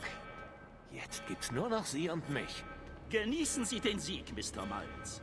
Solange Sie können. Desmond, wir müssen los. Bei mir auch ist fit. Dankeschön. Ist noch ein Motto? Wenn ja, gerne mal schauen. Desmond, wir müssen los. Du bekommst deine Chance, Desmond. Warren kriegt schon noch, was er verdient. Wie war das Stream? War es sauerhaft? Du kommst bei mir tatsächlich auch zum Ende des Streams. Im Norden gibt's eine Hütte. Dort sollten wir sicher sein. Wenigstens für kurze Zeit. Ich muss nur die Bänder deiner Sitzungen analysieren. Sei, danke dir. Schaut's gerne mal beim Spotty vorbei. Ja? Hat auch Assassin's Creed gespielt heute. Zwar ein bisschen moderner, aber gerne mal drauf schauen. Ja gut, aber erst habe ich Fragen. Ich meine, was war das in der Gruft? Was du gesehen hast, bestätigt meine Befürchtung. Die Templer sind nicht die größte Gefahr. Bei weitem nicht. Also dann, die Sonne. Was wird sie tun? Die Erde grillen? Ich weiß nicht, aber vielleicht... Tatsächlich ja. Es gab Spekulationen über eine Abschwächung des Magnetfelds der Erde. Eine starke Eruption könnte die Pole vertauschen und eine geomagnetische Umkehr verursachen. Wenn das passiert, rein theoretisch, könnte der Planet geologisch instabil werden. Sehr instabil. Das fällt eigentlich unter Pseudowissenschaft, aber irgendeine Katastrophe hat die Menschen der ersten Zivilisation erledigt. Und diese Frau, wie hieß sie noch? Minerva, nicht? Sie schien zu denken, dass wir auch eine erleben werden. Egal, wir sind am Arsch. Auf gut Deutsch? Ich weiß nicht. Was das eigentlich nur jetzt, das was die Minerva gesagt hat, dass der Welt eine Apokalypse droht. Okay, am besten fange ich an. Ja, in diesem Sinne, jetzt haben wir wirklich fertig. Jetzt ist Assassin's Creed 2 aber mal durch. Ja? Hat uns tatsächlich jetzt doch länger beschäftigt, als ich gemeint hätte. Das waren mit dem heutigen, glaube ich, 9 Streams. Oder waren es sogar 10. Müssen die dann tatsächlich auf YouTube schauen, wo die Watts gespeichert haben. Aber ich glaube, dass entweder das jetzt der 9. oder der 10. gewesen ist. Hätte ich jetzt tatsächlich nicht gedacht, dass es so lang geht. Wobei ich halt sagen muss, dass ich nicht bedacht habe, dass man die 2 DLCs spielen muss, um auf die Finalmission zu kommen, wenn man DLCs besitzt. Ja, normalerweise hätten wir uns ja die zwei Stunden da gespart, wenn wir die DLCs nicht gehabt hätten. Aber mei, so haben wir es halt mitgenommen. Mein Gott, nein. Hilft der Mann nicht. Die gute Nachricht, wir fangen ab nächster Woche so mit ein neues Projekt an. Was heißt ein neues? Haben wir eigentlich schon gespielt, das wird Plague Tale sein, das haben wir auch gespielt. Jetzt pass auf, jetzt werden wir mal schnell einen Szenenwechsel machen, aber sonst haut das nicht hin. Jetzt passt so wacht. So, eine Musikbrei hat man idealerweise dann auch wieder, oder? So. Gut. Genau, wie schon gesagt, wir haben ja Plague Tale die Woche schon angespielt, dieses Wunschgame von der Wifi. Das nehmen wir tatsächlich mit ins Projekt auf. Da möchte ich selber wissen, wie es weitergeht. Ist ein wahnsinnig schönes Spiel. Und genau, das rutscht jetzt für Assassin's Creed noch. Für Assassin's Creed 2. Wir werden Brotherhood noch spielen. Das kommt im Laufe des Jahres, aber wann, weiß ich noch nicht. Tatsächlich wird das jetzt bestimmt noch mal 2-3 Monate dauern, bis wir wieder mal Assassin's Creed spielen. Keine Ahnung. Kann ich nicht sagen. Vielleicht nehmen wir es auch ein bisschen mit ins nächste Jahr mit um. Also ich hab noch so viele Spiele, die ich spielen möchte. Genau. Blocktail, meine ich, geht 12 Stunden, meine ich, habe ich mir sagen lassen. Das dauert jetzt also auch nicht so extrem lang. Genau. Ich bin mir jetzt nicht sicher, ob ich die Woche noch mal live komme. Das habe ich zwar eigentlich gestern oder vorgestern schon einmal gesagt und jetzt sitze ich trotzdem noch da. Aber normalerweise, also wenn überhaupt spontan, dann nochmal am Sonntag. Das heute war ja auch extrem spontan, weil ich heute eher von der Arbeit ab bin, aber gut. Genau, ansonsten geht es auf alle Fälle Montag weiter. Da spielen wir It Takes Two, der Mozart und ich. Da werden wir jetzt dann auch schon langsam, da werden wir noch 2 Streams brauchen, wahrscheinlich, wenn wir es richtig angeschätzt haben. Schauen wir einfach einmal. Keine Ahnung. Nur 9 laut YouTube. Haben 9 jetzt auf YouTube drauf, aktuell. Oder haben 8 drauf. Und haben es mit dem 9. Ich bin mir jetzt gerade selber nicht sicher. Aber ich glaube, dass es 9 haben. Na, 8. Okay, dann haben sie mit dem 9. Haben sie 9 Streams. Aber das ist trotzdem. Ich meine, dass wir so Simi brauchen. Dann ist das Spiel länger als gedacht. Aber gut. Soll ja nicht verkehrt sein. Wie gesagt, wenn wir halt jetzt DLCs nicht hätten spielen müssen, wäre der Stream weniger gewesen. Oh gut, der reißt jetzt auch nicht aus. Aber gut. So, jetzt ist fucking 11 auf Nacht. Das ist eine perfekte Zeit zum Außenschmeißen. Jetzt müssen wir schauen. Ich sehe nur noch der Cookie online, wenn ich das richtig sehe. Da werden wir auch hingehen. Weil sonst ist keiner mehr online. Der spielt House of the Dead Remake. Keine Ahnung, was das ist. Weiß ich nicht. Einen Cookie kennen die meisten wahrscheinlich vor euch schon. Wer ihn nicht kennt, lasst gerne mal ein Following da. Ist auch ein bayerischer Streamer. Ist ein sehr sympathischer Kerl. Aber für einen guten Spruch zum haben. Supportet auch massivst fähig lernende Streamer, wo es wirklich ein super Zug ist von ihm. Und ja. Gerne mal, wie gesagt, vorbeischauen und einen Daumen da lassen, dann haut ihm das hin. Genau. Da ja jetzt wahrscheinlich sowieso nicht mehr der Teufel da sein wird, aber der Vollständigkeit halber haben wir da noch einen Rec-Command. Probieren, einfügen und so weiter und so fort. Wisst ihr, Discord-Server haben wir natürlich auch noch. Füge jetzt auch einfach nur mehr ein, der Vollständigkeit halber. Und dann passt es. So, in dem Sinn, merci fürs Zuschauen. Hat mich gefreut, dass spontan doch ein paar Leute da waren. Kommt mal gut ins Bett, kommt morgen gut aus, kommt auch morgen wieder gut aus dem Bett, habt noch ein schönes Wochenende, falls wir uns nicht mehr hören daten. Spätestens Montag geht's weiter. Ja, mit den It Takes Two. Ist jetzt mal Stand der Dinge. Viel Spaß noch beim Cookie. Der macht wahrscheinlich heute wieder einen 24-Stunden-Stream, weil der ist seit 12 Uhr Mittag online, keine Ahnung, was der treibt. Aber gut, wenn es Spaß macht, der bietet Content, kann man sich auf alle Fälle geben. In diesem Sinne, haut euch rein, habe ich bin für heute raus. Wir hören uns dann spätestens am Montag wieder. Viert euch.